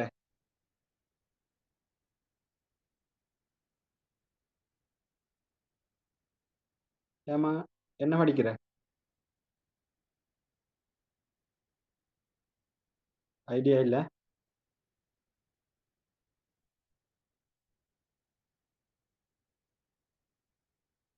யாருக்கும் தெரியுமா? அதை பார்த்துன்னு சொல்லல என்ன படிக்கிறேன்னு. குரூப்ல ஒன்று போட்டிக்க. புவிட ஓடுகள், பாறைகள், மண் சம்பந்தமாக. Very good. இதுல உள்ள எல்லா பகுதியும் முக்கியத்துவம், அது எப்படி எப்படி எது எது முக்கியத்துவம் அப்படின்னு சொல்லி சொல்றேன். சரி, இதை நான் டாக்குமெண்ட் வடிவிலையும் போடுறேன். இப்போதைக்கு நீங்க பாக்குறதுக்காக நான் போட்டோ போட்டேன். எனக்கு அதை போடுறதுக்கு ஒரு இப்ப கொஞ்சம் டைம் ஒன்று எடுக்கும்ன்றதால ஓகே, அது லெப்பும் கனெக்ட்ல இல்ல. ஓகே. அப்ப புலால் இதுக்குள்ள உள்ள பகுதி நல்லா விலையும் கொள்ளுங்க. இதுக்குள்ள உள்ள பகுதியில 2 ஆக்கள் பாட்டு கேள்வியில பெரிய ஒரு தாக்கம் செலுத்துறானோ. 2 ஆக்கள். ஒன்று புவிட உள்ளமைப்புல உள்ள புவியோடு இடையோடு வெளிக்கோளவகம் உட்கோளவகம் சம்பந்தமா இருக்குது இல்லையா? இந்த ஆக்கள் பாட்டுல தாக்கம் செலுத்துறாங்க. அடுத்தது மண் பாட்டுல செல்வாக்கு செலுத்துது. மண் எல்லாம் பாருங்க நீங்க, ஜஸ்ட் ஒரு 15 வருஷத்துக்குள்ள எத்தனை தடவை வந்து இருக்குதுன்றதை பார்த்துக்கொள்ளுங்க. விளங்குதா? மண் சம்பந்தமா இது 2 பகுதியும் நல்லா விளங்கி கொள்ளணும். இதுக்குள்ள உள்ள பெரிய ஆக்கள் விளங்குதா? அப்படின்னா இதுக்குள்ள கேள்வி இருக்கும். இதுல கேள்வி எடுத்துட்டானாண்டா, இந்த தலைப்புல கேள்வி வந்துட்டு சொன்னால் மண், அப்படி இல்லைன்றால் புவியோடு இடையோடு வெளி உட்கோளவகம் இது சம்பந்தமா இருக்கும். அப்ப இது பாட்டூல வர விஷயம். அப்ப பாறைகள் சம்பந்தமாக பாட்டூல கேட்கிறல்ல, பாறைண்டா என்ன, பாறைகளோட வகையை சொல்லு, இதெல்லாம் கேட்கிறல்ல. பாறைகளோட முக்கியத்துவத்தை சொல்லுன்னு எல்லாம் கேட்க போறல்ல. பாறைகளை பார்ட் 2ல தவிர்த்து பார்ட் 1ல அதுக்குரிய ஒரு இம்பார்ட்டன்ட் வச்சிருக்கிறான். இந்த கொலை பார்ட் 1ல அதிகமான கேள்விகள் பாறை சம்பந்தமா வரும். தீப்பாறைக்கு உதாரணம் என்ன, தீப்பாறை எவ்வளவு சதவீதத்துல இருக்குது, இளங்கட உள்ள அந்த விஜயன் தொகுதிக்குரிய அந்த கனியங்களை சொல்லு. அந்த கனியங்கள் பாறைகள் ஒரு பகுதி ஒன்று இருக்குது. நல்ல விளங்கி கொள்ளணும். இதுக்குள்ள 4-5 பகுதி பிரதானமா இருக்குது. ஒன்று விளங்கி வச்சு கொள்ளுங்க, புவியோடு இடையோடு வெளிக்கோளவகம் உட்கோளவகம் சம்பந்தமான ஒரு பகுதி இருக்குது. அடுத்தது பாறைகள் சம்பந்தமான ஒரு பகுதி இருக்கிறது, கனியங்கள் சம்பந்தமான ஒரு பகுதி இருக்கிறது, மண் சம்பந்தமான ஒரு பகுதி இருக்கிறது, இளங்கட மண் சம்பந்தமான ஒரு பகுதி இருக்கிறது. 5 இருக்குது. நல்லா விளங்கி வச்சுக்கணும். 5 பகுதி மேஜரா இருக்குது. உங்களுக்கு இந்த இதை பார்த்தா விளங்கும். நான் குரூப்ல போட்டத அதுக்குள்ள இவ்வளவு விஷயம் இம்பார்ட்டன்ட். இதுல புவியோடு இடையோடு வெளி உட்கோளவகம்ன்ற விஷயம் இருக்கு இல்லையா, பார்ட் 2க்கு வரும். மண் சம்பந்தமான விஷயம் இருக்குது இல்லையா, பார்ட் 2க்கு வரும். இளங்கட மண் வகைகள் சம்பந்தமாகவும் பார்ட் 2க்கு வரும். விளங்குதா? அப்ப இதை தவிர அடுத்த 2 விஷயங்கள் நான் சொன்னேன், பாறைகள் கனியங்கள் சம்பந்தமாக பார்ட் 1ல அதிகளவான கேள்விகள் இடம்பெறும். இளங்கட மண் வகைகள் வந்து இந்த ஒவ்வொரு உலர் வலயம் அப்படின்னு எல்லாம் இருக்குது. உலர் வலயத்துல இப்ப உள்ள மண் என்ன அப்படின்னு சொல்லி MCQலயும் ஒரு சில கேள்விகள் வரலாம். பாட்டூலையும் வந்திருக்கு, அதிகமான கேள்விகள் வந்திருக்குது. மண்ணை பத்தி உங்களுக்கு பாஸ் பேப்பர் எடுத்து பார்த்தா தெரிஞ்சிருக்கும், அதிகமான கேள்வி இருக்கும் போது அதுவும் ஆக ஈஸியான கேள்வி, அதை படிக்க கூட உங்களுக்கு விளங்கும். சரிதானே? அப்ப இந்த உள்ளமைப்பு சம்பந்தமா பாருங்க, இந்த டைட்டில் எல்லாம் பாத்தீங்கன்னு சொன்ன உங்களுக்கு தெரியும். முதலாவது இந்த புவிட உள்ளமைப்பு பற்றி புவிட உள்ளுக்கையை பத்தி சும்மா தெரியலாம், நேரடியான ஒரு சில சான்றுகளாலையும் மறைமுகமான சான்றுகளாலையும் நம்ம என்ன செய்யலாம்னு சொன்னா இந்த புவிட உள்ளமைப்பு சம்பந்தமாக படிக்க இயலும். விளங்குதா? இப்ப வளிக்கோளத்தை நம்ம நேரா கண்ணால பார்க்கலாம், அப்படித்தானே? அப்ப புவிக்கு உள்ளுக்கைய பாக்குறதுன்றது கொஞ்சம் கஷ்டம், அதுக்குள்ள ஆய்வுகள் செய்யறதுன்றது கஷ்டம். ஏன்? புவிக்கு உள்ள வந்து வெப்பநிலை இருக்குது இல்லையா, அது செல்ல இயலாத அளவுக்கு ஒரு வெப்பநிலை ஒன்று இருக்கு. விளங்குச்சா? கிட்டத்தட்ட ஒரு என்ன சொல்ற ஒரு 6500 பாகை செல்சியஸ் வெப்பநிலை நிலவும் உள்ளுக்கு. விளங்குதா? அப்ப அந்த ஒரு அளவு இருக்கக்குள்ள அதுக்குள்ளுக்கு போயிட்டு ஆய்வுகளை செய்யலாம் மேல கொஞ்சம் கஷ்டம். அப்ப ஒரு சில தகவல்களாலதான் நம்ம இந்த புவிட உள்ளமைப்பு பற்றி விளங்குதான். அதுதான் அந்த உங்களுக்கு ஒரு தலைப்பு ஒன்று இருக்கும் பாருங்க, புவிட உள்ளமைப்பு பற்றி எவ்வாறான சான்றுகள் மூலம் அறிந்து கொள்ளலாம் அப்படின்ற சும்மா ஜஸ்ட் விளங்கி கொள்ளணும். நேரடியான சான்றுகள் மூலமாகவும் அறியலாம், மறைமுகமான சான்றுகள் மூலமாகவும் அறியலாம். அதுல நேரடியான சான்றுகள்னா என்ன அப்படின்னு தெரிஞ்சிருக்கணும். உதாரணத்துக்கு நேரடியான சான்றுகள் சொன்னா புவியில உள்ளுக்கு இது சுரங்கங்கள் தோன்றப்பட்டிருக்கும். அப்ப அப்படி சுரங்கங்கள் தோன்றும் போது நம்ம அந்த புவிக்கு உள்ளுக்கு பத்தி பார்க்கலாம், அறியலாம். அதுவும் சும்மா நம்ம தோன்ற மாதிரி இல்ல புலல், கிட்டத்தட்ட 3 கிலோமீட்டர் அல்லது 3000 மீட்டர் அப்படி அந்த அளவுல 3 கிலோமீட்டர் ஆழம் வரைக்கும் தோண்டப்பட்ட சுரங்கங்கள் இருக்கிறது. இப்படியான சுரங்கங்களை தோண்டும் போது அதன் மூலம் புவிட உள்ளமைப்பு பற்றி அறிந்து கொள்ள இயலுமா. இது ஒரு நேரடியான சான்று. இதை தாண்டி மறைமுகமான சான்று எக்கச்சக்கமா இருக்குது. எரிமலைகள் வெடிக்கின்ற போது, புவிநடுக்கங்கள போது, விளங்குதா? ஞாயிற்று தொகுதியில் ஏற்படுகின்ற செயற்பாடுகள், புவி ஈர்ப்புகள், புவி அத காந்தவியல் செயற்பாடுகள், எரிமலை கக்குகை, எரிமலை வெடிக்கின் போது பல லாவா இதுகள் எல்லாம் கக்கும் முழல், இப்படியான செயற்பாடுகளால அப்ப புவிக்கு உள்ளுக்கு இருந்த எரிமலை எல்லாம் வெடிக்குது. இப்படியான டைம்லையும் வந்து அறிஞ்சு கொள்ளையிலும். இதெல்லாம் மறைமுகமான சான்று. அப்ப பொதுவா புவிட உள்ளமைப்பு சம்பந்தமா நேரடியான சான்றுகள் மூலமாகவும் அறியலும், மறைமுகமான சான்றுகள் மூலமாகவும் அறியலும். இப்படி அறிஞத்தை வச்சுதான் இந்த பாடம் இருக்குதுன்னு விளங்கி கொள்ளணும். அப்ப நேரடியான சான்றுகள் போது புவிக்கு உள்ளுக்கு பல மீட்டர், கிட்டத்தட்ட 3 கிலோமீட்டர் ஆழம் வரை தோண்டப்பட்ட சுரங்கங்கள் மூலம் அறிந்து கொள்ள இயலும். கோலார் தங்கச் சுரங்கம் இந்தியாவில தோண்டப்பட்டுச்சு. இதெல்லாம் ஹை இதுக்குள்ள ஆழத்துல தோண்டப்பட்ட சுரங்கங்கள் விளைஞ்சா. அடுத்து ஆப்பிரிக்காலையும் ஏதோ ஒரு சுரங்கங்கள் அந்த அப்படியான ஒரு அமைப்புல தோண்டப்பட்டுச்சு, தென் ஆப்பிரிக்கால. சரியா தெரியா தென் ஆப்பிரிக்கால அப்படி எல்லாம் இருக்குது. அப்ப இதுகள் வந்து நேரடியான சான்றுகள். அதே மாதிரி மறைமுகமான சான்று இப்ப நான் சொன்ன விஷயம், இதுகளால வந்து புவிட உள்ளமைப்பு பற்றி நாம் அறிஞ்சு கொள்ளுதான். இதுதான் அந்த உங்களுக்கு தலைப்புல இருக்குது, எவ்வாறான சான்றுகள் மூலம் அறியலாம் அப்படின்ற விஷயத்துக்குள்ள இருக்குது. கிளியரா? கிளியரா? ஏதும் டவுட் இருக்குதாப்புல?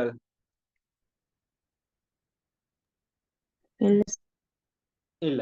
அது பிறகு பாருங்க, அதுல புவிட உட்பாகம் இருக்குது, அதுல 4 பகுதி இருக்குது. அது பிறகு பாருங்க இந்த தலைப்புல பாருங்க, இது பாறைகளோட உருவாக்கம், பாறைகளோட என்ன, தீப்பாறை, அடையற்பாறை, உருமாறிய பாறை பத்தி படிக்கிற விஷயம், பாறை வட்டம், பாறைகளோட பொருளாதார பயன்கள் இருக்கிறது, இளங்கடைந்த பாறைகளை எப்படி வகைப்படுத்துறாங்க அப்படின்ற விஷயங்கள் இருக்கிறது. அதுக்கப்புறம் மண் உருவாக்கம், டோட்டலா மண்ணை பத்தி இருக்குது. மண் எப்படி உருவாகுது, மண் உருவாக்கத்துல செல்வாக்கு செலுத்துற காரணங்கள் என்ன, மண்ட இயல்புகள் என்ன, அதுலயும் பொதுவா பௌதீக இயல்பு என்ன, இரசாயன இயல்புகள் என்ன, விளங்குதா? அதே மாதிரி மண் தரத்தை எப்படியான விஷயங்கள் பாதிக்கிறது, மண் வளத்தை கூட்டுவதற்கான நடவடிக்கைகள் என்ன, இளங்கட மண் சம்பந்தமா பிரதானமா இளங்கட என்னென்ன மண் வகைகள் காணப்படுகிறது அப்படின்னு படிக்கிறது தான் இந்த பகுதி. கிளியர், வெரி கிளியர் ஐடியா எடுத்துக்கொள்ளணும். என்ன படிக்கன்றது முக்கியம் உள்ள புள்ளல், எப்படி படிக்கன்றதுதான் முக்கியம். விளைஞ்சா என்ன படிக்கன்றது எல்லாரும் எல்லாம் படிக்கதான். அதை எப்படி ஒரு பேட்டர்ன்ல படிக்கன்றது தான் நம்மளோட சக்சஸை தீர்மானிக்கும். நல்லா விளங்கி கொள்ளணும். அப்ப நான் சொன்னதுதான் 5 விஷயம் இதுக்குள்ள இருக்கேன், அவ்வளவுதான். 5 விஷயம், சோ சிம்பிள். அதுல புவியோடு இடையோடு அந்த உட்பகுதி சம்பந்தமா கேள்வியில வரும், பெரிய கேள்வி. மண் சம்பந்தமாக வரும், இளங்கட மண் சம்பந்தமாக வரும், இதெல்லாம் பெரிய கேள்வி. MCQல பாறைகள் சம்பந்தமாக வரும், கனியங்கள் சம்பந்தமாக வரும். சில கேள்விகள் இதுக்குள்ள இருந்தும் நான் சொன்னதுக்குள்ள இருந்தும் பார்ட் 2ல வரதுன்னு சொன்னேன், அதுல இருந்தும் பார்ட் 1லயும் சில கேள்விகள் வரலாம். சரிதானே? இதுதான் இந்த புவிட கட்டமைப்பும் உள்ளடக்கமும் சொல்லக்கூடிய இந்த யூனிட்டுக்குள்ள பார்க்கிற விஷயம். அப்ப இதுல முதல்ல அந்த உட்பாகம் சம்பந்தமா நம்ம மறைமுகமான நேரடியான சான்றுகள் மூலம் தான் அறிஞ்சோம். இப்படி அறிஞ்ச விஷயத்தை தான் நம்ம இப்ப படிக்க போறோம். கிளியரா?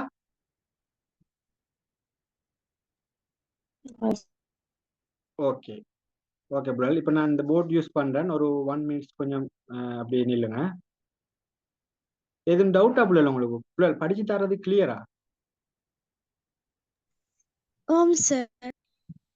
நல்லா விளங்குதா? கொஞ்சம் விளங்குதா? நல்லா விளங்குது சார். கிளியர் தானே? எதுவும் டவுட்னா கேட்டுக்கொள்ளுங்க. சரியா? ஒரு நீட்டா போகணும். சரிதானே? புவித்தொகுதினா ஓகே இவ்வளவுதான் இப்ப இருக்குன்னு தெரியும் தானே. இப்ப இன்ன விஷயம் படிச்சிருக்கேன். சில விஷயத்த ஷோர்ட்டா தான் படிப்பிக்கலாம்.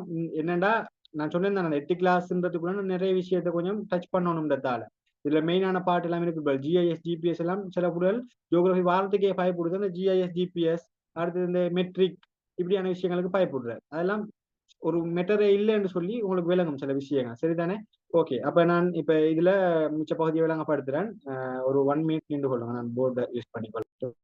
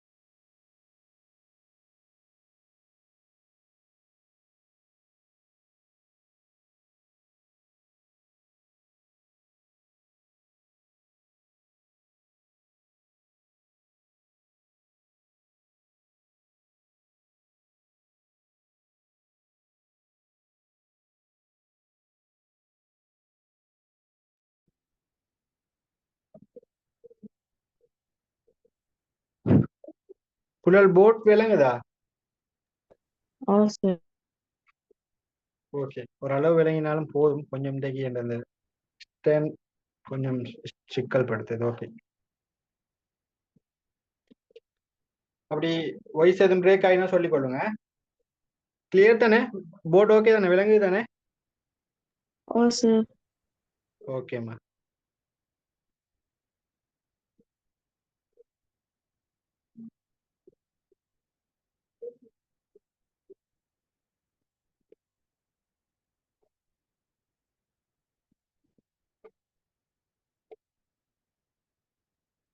புவியின் உட்பாகம். அப்ப உங்களுக்கு தெரியும் புவியோட உட்பாகம் சம்பந்தமா நேரடியான சான்றுகள் மூலமும் அதே மாதிரி மறைமுகமான சான்றுகள் மூலம் என்ன செய்யலாம் அறிஞ்சு கொள்ளேலுமாக இருக்கும் அப்படின்ற விஷயம் இப்ப உங்களுக்கு தெரியும். அந்த அடிப்படையில புலால் இதுல கேள்வி இதுல படம் ஒன்று அடிப்படையை வச்சு கேள்விண்டா எதுன்னு சொன்னா இப்ப உங்களுக்கு தெரியும் புவித்தொகுதியில அந்த இடைத்தொடர்பை காட்டுகின்ற ஒரு வரைபடம் அப்படின்ற ஒரு விஷயம் இருக்குது. அதே மாதிரி இந்த 2வது யூனிட்டை பொறுத்த வரைக்கும் இந்த புவிர உட்பாகம் அப்படின்றத பொறுத்த வரைக்கும் இந்த புவிர உள்ளமைப்ப படம் கீறி புனையா வரைபடம் கொண்டு விளக்குக அப்படின்னு சொல்லி சொல்லுவாங்க. எப்படி புனையா வரைபடம்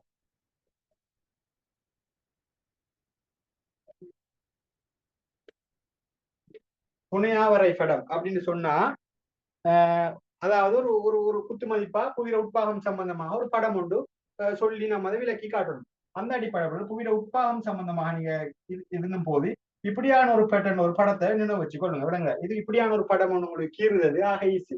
சிலவங்க வட்டம் போட்டு அதுக்குள்ள ஒரு 3D பேட்டர்ன்ல எல்லாம் கீறுவாங்க. நான் சொன்னேன் இது வந்து ஒரு சித்திர பாடம் இல்லை அப்படின்னு சொல்லி உங்களோட சித்திர திறமையில இதுல காட்ட வேண்டிய தேவையில்லை.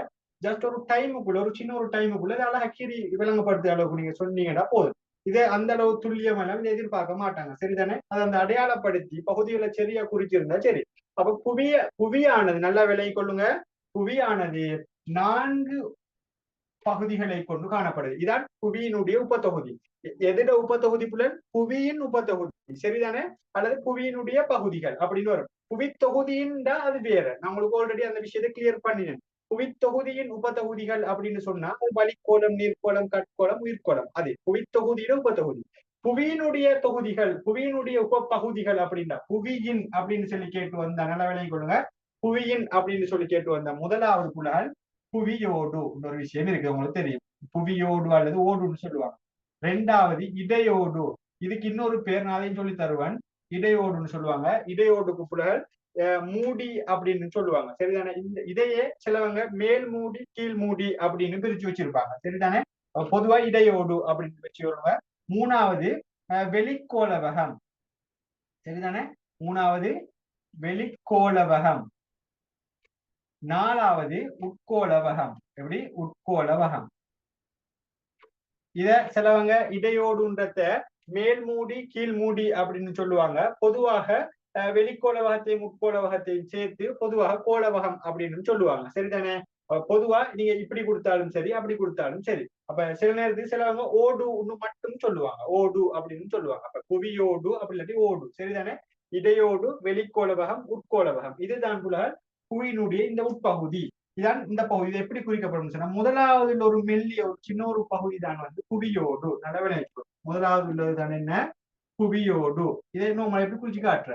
அதுக்கு பிறகு இடையோடு அப்படின்ற விஷயம் புலகள் இந்த புவியிட உட்பகுதியில 3/2 பகுதியை கொண்டு அப்படின்னா பெரும் பகுதி வந்து இந்த இடையோடு தான். இந்த அப்படி சொல்லுவாங்க பெரும் பகுதி அப்படின்னு சொன்னா கிட்டத்தட்ட 3/2 பங்கு வந்து இடையோடு தான் இருக்கும். அதாலதான் அதை மேல் இடையோடு கீழ் இடையோடு அப்படின்னு சொல்லி பிரிச்சு வைக்கிறது. சரிதானே? அப்படி இடையோடுன்றது புவியோட்டுக்கு கீழுக்குள்ள பகுதி ஒரு பெரிய ஒரு பகுதியை பிடிச்சு நிற்கும். விளையாடக்கூடாது. இந்த இதுக்கு தான் சொல்லுதான். இது ஏன்னு வச்சுக்கொள்ளுங்க, இதை பீன்னு வச்சுக்கொள்ளுங்க. இதுதான் என்ன? இந்த இடையோடு. இந்த இடையோடு. அப்ப இதுல அடுத்ததுதான் இது என்னன்னு சொன்னா இந்த சீன் உள்ளது வெளிக்கோளவகம். விளங்குதா? வெளிக்கோளவகம். இந்த லாஸ்டுக்காக உள்ளுக்குள்ளது இதுக்கு சொல்ற உட்கோளவகம். விளைஞ்சா? உட்கோளவகம். வெளிக்கோளவகம், உட்கோளவகம் என்று சொல்லுவாங்க. சரிதானே? இதுதான் புல இந்த புவியிட உட்பாகம். கிளியரா புள்ள உங்களுக்கு. அப்ப முதலாவது இருக்கிறது இங்க புவியோடு இருக்கு. புவியோட்டுக்கு கீழே இடையோடு. நல்ல விளைவிச்சுக்கொள்ளுங்க. இந்த இடையோடு அப்படின்றது ஒரு பெரிய ஒரு பகுதி. புவியிட உட்பாகத்துல மிகப்பெரிய ஒரு பகுதி எதுன்னு சொல்லி உங்களுக்கு MCQ கேட்டா வந்து எதுன்னு சொல்லி இந்த இடையோடு அப்படின்னு சொல்லி சொல்லுவோம். அதனாலதான் அதை மேல் மூடி கீழ் மூடி அப்படின்னு பிரிச்சு வச்சிருக்கிறாங்க. இடையோட்டுக்கு இன்னொரு பேர் மூடி அப்படின்னு சொல்ற. புவியோட்டுக்கு ஓடுண்டும் சொல்ற, இடையோட்டுக்கு மூடி அப்படின்னு சொல்றத விலகி கொள்ளுங்க. அப்ப இதுதான் புலகள். நீங்க ஏதாவது ஒன்றை ஃபாலோ பண்ணிக்கொள்ளுங்க, பிரச்சனை இல்லை. சரிதான்? நீங்க எல்லாம் போட்டு குழப்பிக்கொள்ள தேவை. ஏதாவது ஒரு வேர்டை டேம் வேர்டை பாவிச்சு கொள்ளுங்க.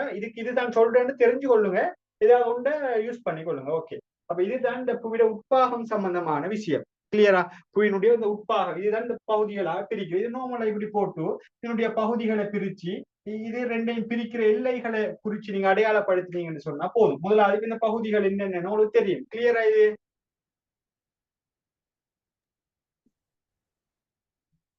கிளியரா? ஓம் சார். இதுல எதுவும் டவுட் இருக்குதா? இல்ல சார். நார்மலா இப்படி ஒரு படத்தை கீர்னீங்கன்னு சொன்னா ஓகேம்மா. சரிதானே? நார்மலா இப்படி ஒரு படத்தை கீர்னீங்கன்னு சொன்னா ஓகே. இப்ப இதை ஒருத்தர் நீங்க நோட் பண்ணி கொள்ளுங்க. இந்த புவியோட்டையும் இது நான் பின்னாலையும் சொல்லுவேன். இவரத்துல நீங்க என்ன வச்சுக்கொண்டீங்கன்னா ஈஸி. இந்த படத்தை அழிக்கிறதுக்கு முதல் உனக்கு ஈஸியா இருக்கும். இந்த புவியோட்டையும் இந்த புவியோடு அதையும் இடையோட்டையும் இந்த இடையோட்டையும் இந்த பிரிக்கிறார் இந்த படம். இதுக்கு ஒரு பேர் ஒன்று சொல்லுது. யாருக்கும் தெரியுமா? அதுக்கு என்ன பேர் தெரியுமா? என்னம்மா? என்ன பேர்? எதுவும் ஐடியா?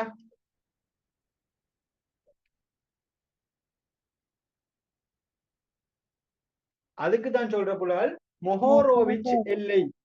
மொஹோரோவிச் எல்லை அப்படின்னு சொல்லுவாங்க. இந்த இருக்குது இந்த இடத்துக்கு, இந்த இடத்துக்கு சரிதானே, இந்த இடத்துக்கு, அதாவது புவியோட்டையும் இடையோட்டையும் அந்த பிரிக்கிறார் சரிதானே. இதுக்குதான் சொல்ற மொஹோரோவிச் எல்லை. இந்த இடத்துல இருக்கும் சரிதானே, இந்த இடத்துல இருக்கும் அந்த இடம். கிளியரா?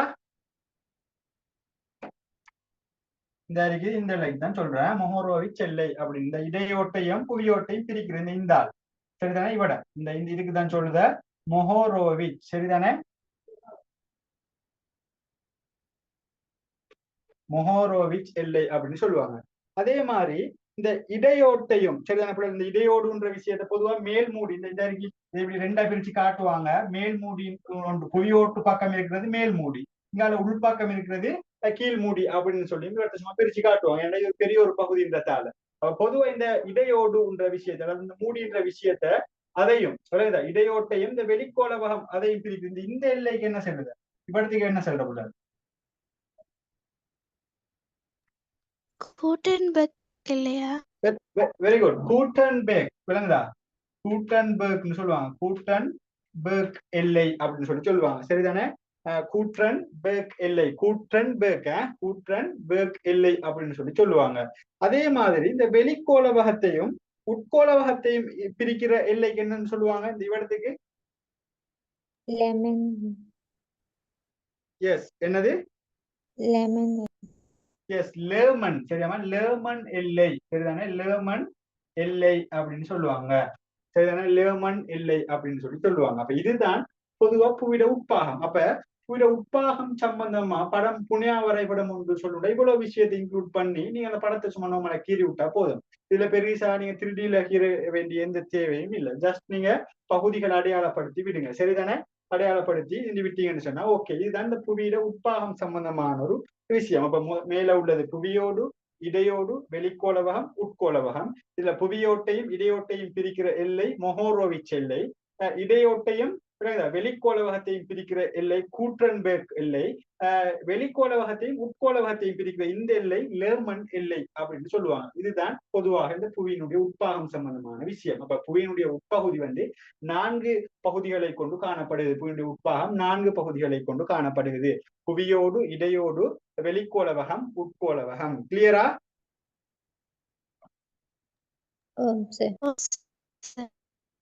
இதுல எதுவும் டவுட் இருக்குதா? இல்ல சார். இல்ல.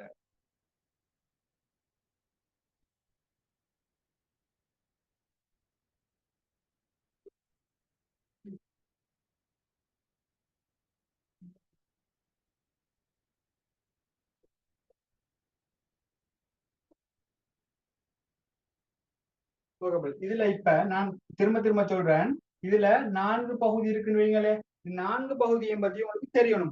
இதுல 2 பகுதிகளை நீங்க டீப்பா பாத்தீங்கன்னா போதும் சரிதானே. உதாரணத்துக்கு இப்ப புவியோடு இடையோடு வெளிக்கோளவகம் உட்கோளவகம் 4 பகுதி இருக்குதானே, அது 4ஐயும் பத்தி தெரியணும். அதுல 100% சும்மா 99 கூட இல்ல சரிதானே, 100% என்ன தெரியணும்?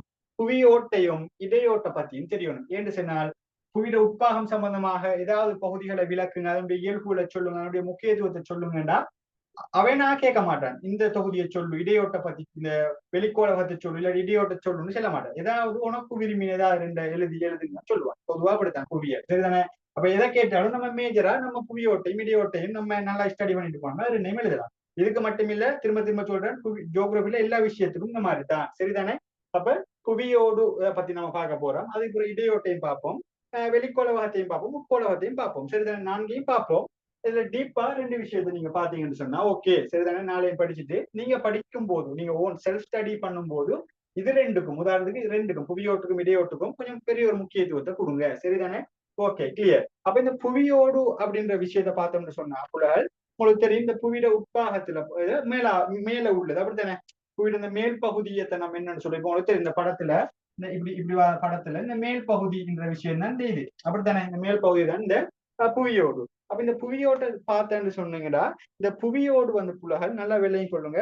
இந்த கிரனைட் பாறைகள் தான் இங்க அதிகமாக காணப்படுகிறது. இந்த புவியோட்டுல வந்து அதிகமாக கிரனைட் பாறைகள் தான் காணப்படுகிறதுன்றது விளங்கிக் கொள்ளுங்க. சரிதானே? கிரனைட் பாறைகள் வந்து இங்க அதிகமாக காணப்படுகிறது. கிரனைட் பாறைகளை தான் இந்த புவியோடு வந்து அதிகமாக கொண்டு காணப்படுகிறது. அடுத்தது மிக முக்கியமான ஒரு விஷயம், இந்த புவியோடு வந்து 2 பகுதிகளை கொண்டிருக்கிறார். ஒன்று கண்ட ஓடு, அடுத்தது சமுத்திர ஓடு சொல்லி 2 விதமான பகுதிகளை இது கொண்டது. நல்ல விலையை கொண்டு கண்ட ஓடு சமுத்திர ஓடு அப்படின்னு சொல்லி 2 பகுதிகளை கொண்டதாக 2 பகுதிகளை கொண்டதாக இருக்கும். அதாவது உதாரணத்துக்கு இது புவியோடு சொன்னால் புவியோடு சொன்னால் இது சரியா கலந்து இல்ல புள்ள, அது எப்படின்னு சொன்னா சரியாவே பிரிஞ்சிருக்கிறது. விளங்குதா? ஒரு பகுதி கண்ட ஓடு அப்படின்ற அடிப்படையிலையும் ஒரு பகுதி சமுத்திர ஓடு அப்படின்ற அடிப்படையிலையும் பிரிஞ்சு காணப்படுகிறதுன்றது விளங்கிக் கொள்ளுங்க. சரிதானே? அப்ப இந்த புவியோடுன்றது கிரனைட் பாறைகள் அதிகமாக கொண்டிருக்கிறது. அதே மாதிரி கண்ட ஓடு சமுத்திர ஓடுன்னு சொல்லி 2 பகுதிகளை கொண்டிருக்கிறதுன்றதை விளங்கிக் கொள்ளுவோம். சரிதானே? கண்ட ஓடு சமுத்திர இதுகள் வந்து நீங்க அதை பத்தி எழுதும் போது உங்களுக்கு இதுகள் தேவைப்படும். இப்ப புவியோட்டை பத்தி சொல்லுங்க, அதனுடைய இயல்புகளை பத்தி சொல்லுங்க. கிரனைட் பாறைகளை அதிகமாக கொண்டு காணப்படுகிறது புவியோடுன்றது அதனுடைய இயல்பு. கண்ட ஓடு சமுத்திர ஓடு என்று 2 பகுதிகளை கொண்டு காணப்படுகின்றது அதனுடைய இயல்பு. விளங்குதா? இப்படித்தான் இந்த கேள்வி எழுதுற உங்கள்ட்ட டிரெக்டா புவியோட்ட இயல்புகள் இதுதான் சொல்றேன். புவியோட்டை பத்தி படிச்சா நம்ம அதுல இருந்து ஃபில்டர் பண்ணணும். இந்த விஷயம் எல்லாம் இயல்புகளுக்குள்ள தள்ளலாம் அப்படின்றது நமக்கு ஒட்டோ அது ஜெனரேட் ஆகும். சரிதானே? கிளியரா?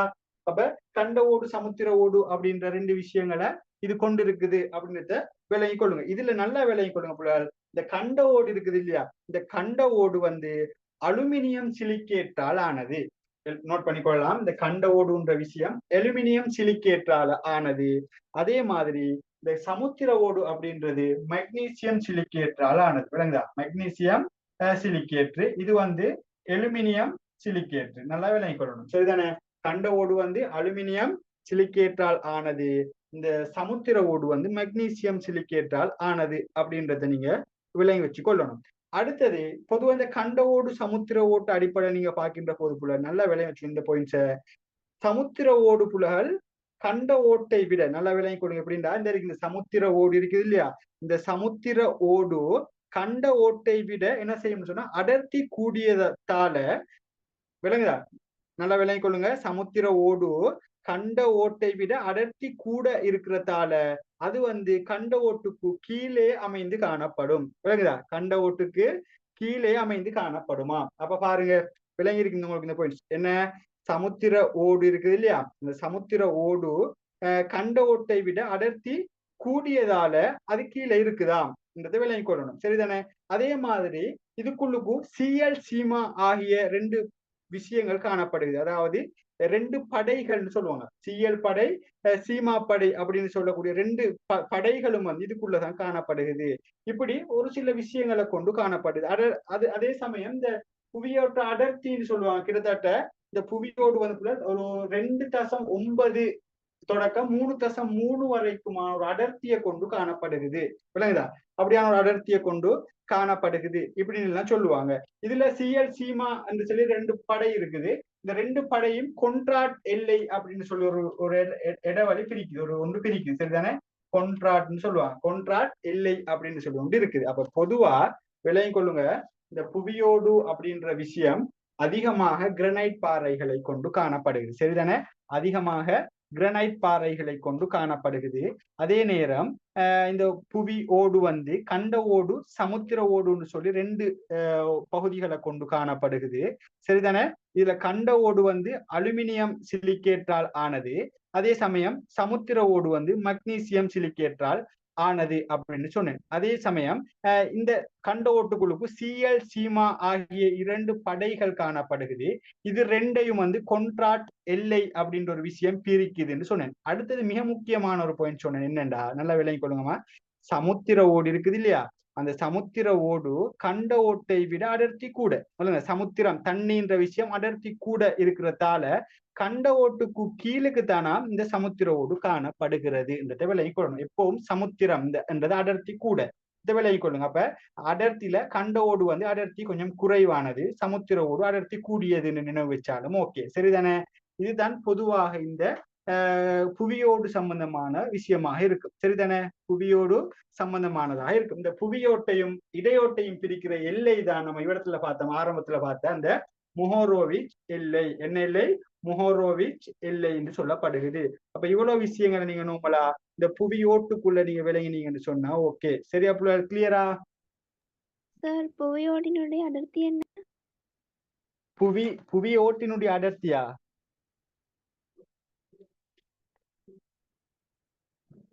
என்னமா கேட்டீங்க? புவியோட்ட அடர்த்தியா கேட்டீங்க?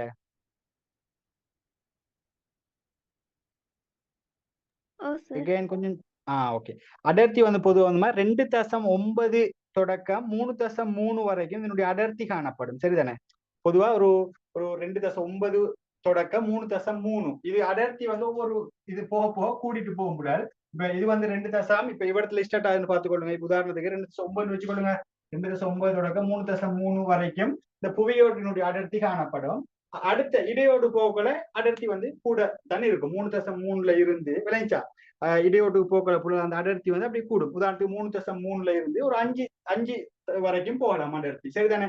ஒரு 5 இருந்து அதாவது வெளிக்கோளவகத்துக்கு போகும்போது அந்த அடர்த்தி வந்து 5 இருந்து கிட்டத்தட்ட ஒரு 8, 9 கிட்டத்தட்ட 10 வரைக்கும் அந்த அடர்த்தி வந்து கூடும். இப்படி அந்த புவிக்கு உள்ளுக்கு போக போக போக அடர்த்தி கூடிட்டு போகுது அப்படின்ற ஒரு விஷயத்த கொஞ்சம் நினைவுல வச்சுக்கொண்டீங்கன்னா அந்த அடர்த்தி உங்களுக்கு நார்மலா எக்ஸாம்பிளா காட்டலாம். இல்லைங்க?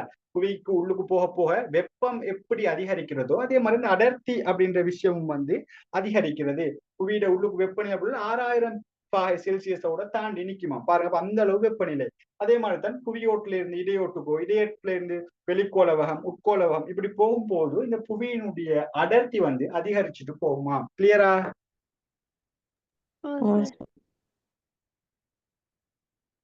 ஓகே.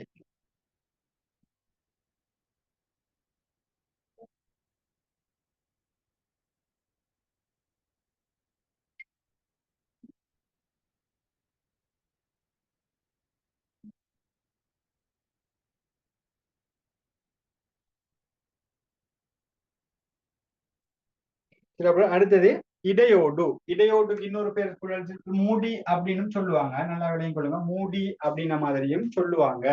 சரிதானே? அப்ப இடையோடு அப்படின்றது உங்களுக்கு தெரியும். புவியோட்டுக்கும் கீழுக்கு காணப்படுகிறாள். அதாவது நான் இப்படி படம் ஒன்று இருந்தேன். அதுல கிட்டத்தட்ட நான் உங்களுக்கு விளங்கப்படுத்தும் போது சொன்னேன். கிட்டத்தட்ட பெரும் பகுதி வந்து இந்த இடையோடு தான். விளங்குதா? இப்ப இது புவியோடுண்டா அதுக்கு கீழுக்குள்ள அதாவது இந்த இருக்குது இந்த பகுதியைத்தான் நம்ம என்னன்னு சொல்லுவோம் இடையோடு அப்படின்னு சொல்லுவோம். அதாவது 3/2 பகுதியின் அடிப்படையில் ஒரு மேஜர் பார்ட் வந்து இந்த புவியில உட்பாகத்துல இந்த இடையோடு தான் விளங்கிக் கொள்ளுங்க. சரிதானே? அப்ப புவியோட்டுக்கு கீழுக்குள்ள ஒரு பகுதியாகத்தான் இந்த இடையோடு காணப்படுகிறது அப்படின்றத விளங்கிக் கொள்ளுங்க. சரிதானே? அப்ப இந்த இடையோட்டையும் இந்த புவியோட்டையும் பிரிக்கிற இந்த இல்லதான் மொஹோரோவிச். அப்ப இந்த இடையோட்டையும் வெளிக்கோளவகத்தையும் பிரிக்கிற இவடத்துக்கு தான் நம்ம என்னன்னு சொல்லுவோம் கூட்டன்பெர்க் அப்படின்னு சொல்லுவோம். சரிதானே? நான் அந்த படம் உங்களுக்கு ஃபர்ஸ்ட் இது பண்ணும்போது உங்களுக்கு அதை நான் கிளியர் பண்ணிருந்தேன். சரிதானே? ஓகே. அப்ப நான் சொன்ன விஷயம் தான் புலர் கிட்டத்தட்ட அடர்த்தியும் வந்து இதுல அதிகமாக இருக்கும். நான் சொன்ன மாதிரி ஆல்ரெடி கிட்டத்தட்ட ஒரு 3.3 அதுல முடிவுல இருந்து கிட்டத்தட்ட 5.5 வரைக்குமான அடர்த்தி வந்து இங்க இருக்கும். இந்த புவியிட இடையோட்டுல இருக்கும் அப்படின்னு சொன்னேன்.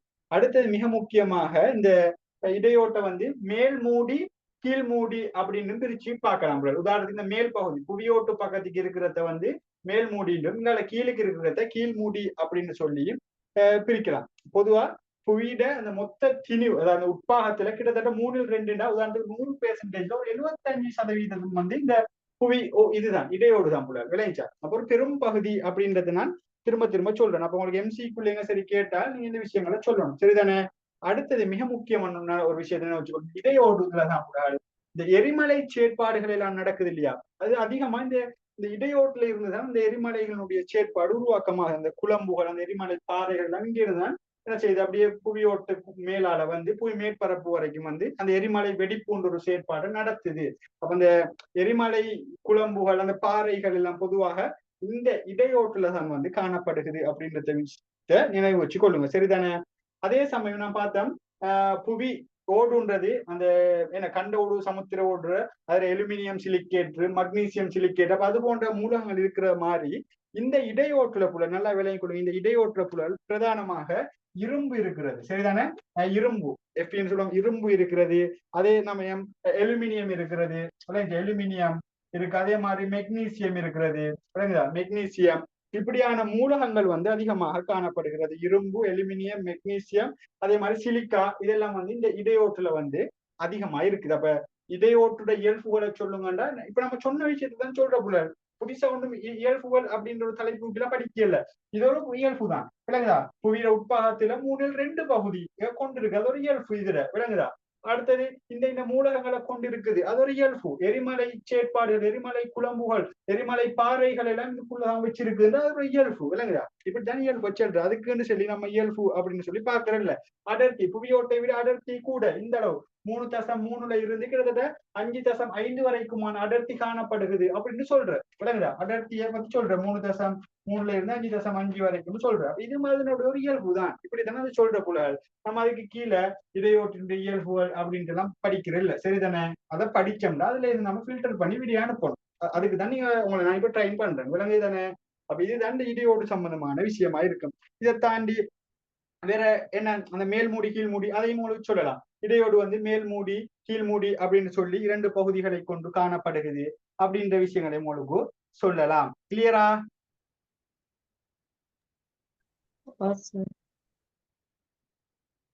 ஓகே. பொதுவா புவியோட்டை விட இது அதிக வெப்பத்திலையும் இதுல அடர்த்தியிலையும் தான் இருக்கும் உள்ள. சரிதான், நான் உங்களுக்கு சொன்னேன். உள்ளு போக போக வெப்பம் அதிகரிக்கும், அதே மாதிரி அடர்த்தியும் அதிகரிக்கும். இங்க உள்ள அதிக வெப்பத்தாலதான் இந்த பாறை குளம், அந்த மெக்மா அப்படின்ற அந்த பாறை குளம் ஒன்று கேள்விப்பட்டிருப்போம். எரிமலை இதர பின்பகுதியில இருக்கிற எரிமலை செயற்பாடுகள் அகவிசையில படிப்போம். எரிமலை அதுவும் அதிகமா கேள்வியில வார எரிமலை எப்படி உருவாகிறது, எரிமலை வளையங்கள், எரிமலை தோற்றுவிக்கிற நில உருவம் எல்லாம் கடும் இன்ட்ரெஸ்டான டாபிக் ஆயிருக்கும். படிக்கிறதுக்கு ஈஸி, ஆக இன்ட்ரெஸ்ட் ஆயிருக்கும். அழகா படிச்சு கொள்வது. சரிதானே? அப்ப அந்த எரிமலைன்றது என்னன்னு சொன்னா புவிக்கு உள்ளுக்குள்ள அந்த மெக்மா அப்படின்ற விஷயம் என்னன்னு சொன்னா புவியோட்டுட நெய்தலான அப்படி பலவீனமான பகுதிகள் இருக்கும் இல்லையா? ஒவ்வொரு இடத்துல போயிட்டு புஷ் பண்ண அந்த பாறை குழம்பு புஷ் பண்ணி எந்த இடம் கொஞ்சம் நெய்தலா பலவீனமா இருக்கோ அதை அப்படியே தகர்த்தெறிந்து வெளியே கற்கை நடாத்துகிற ஒரு செயற்பாடு தான் நம்ம எரிமலைன்னு சொல்லி சொல்லுவோம். அப்ப அந்த எரிமலையில உருவாகுற இந்த பாறை குழம்புல இருந்து இடையோட்டல் அடிப்படையாக கொண்டு உருவாகுது. அங்கதானே தோற்றுவிக்கப்படுகிறது அப்படின்ற விஷயத்தையும் விலகி கொள்ளும். கிளியரா? நம்ம இந்த எரிமலைகள் அப்படின்ற விஷயங்கள் எல்லாம் அழகா பார்ப்போம். அகவிசைகள்ல வரும் புலகள், எரிமலைகள், புவி தகடுகள் சம்பந்தமா படிக்கக்கூட அதெல்லாம் படிப்போம். நம்ம தகடுகள், தகட்டு அசைவுகள் அதெல்லாம் படிப்போம். சரியா? கிளியரா இந்த விஷயம் இடையோடு? ஓகே.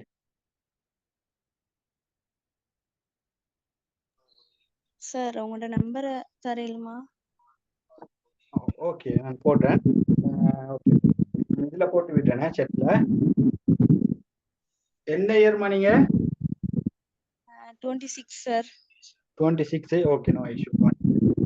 ஓகே, அப்ப இப்படியான விஷயங்களை நீங்க இடையோட்டுக்கு படிச்சுக்கொள்ளணும்.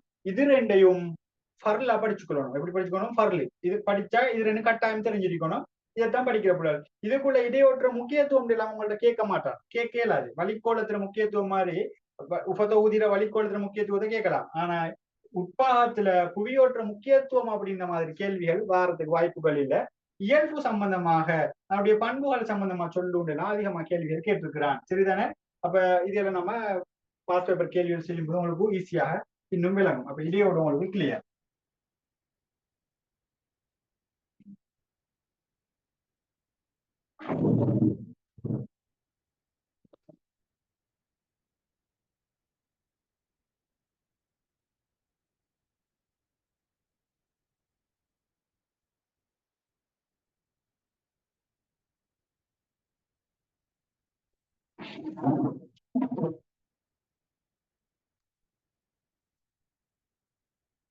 சரியா புள்ளல? அப்ப உங்களுக்கு அந்த இடையோடு சம்பந்தமாகவும் விளங்கி இருக்குன்னு நினைக்கிறேன். இதுல டவுட் இருக்குதா உங்களுக்கு?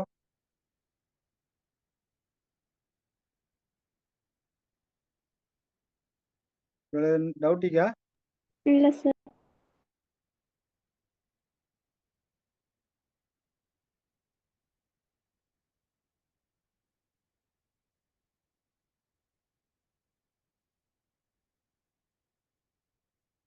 நம்பர் போட்டிக்கிறேன். யாரும் புதுசா ஜாயின் ஆகியிருந்தா மெசேஜ் ஒன்று போட்டு விடுங்க. ஓகே.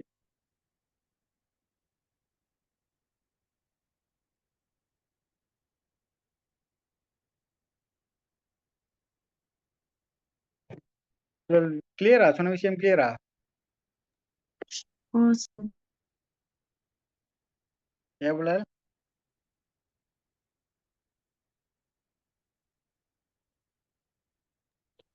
புவியோடு Yes, இடியோடு கிளியரா? உயிரோடு sir. பாகம் இது டவுட்டா இல்ல. சொல்லுங்க, கொஞ்சம் பேசலாம்.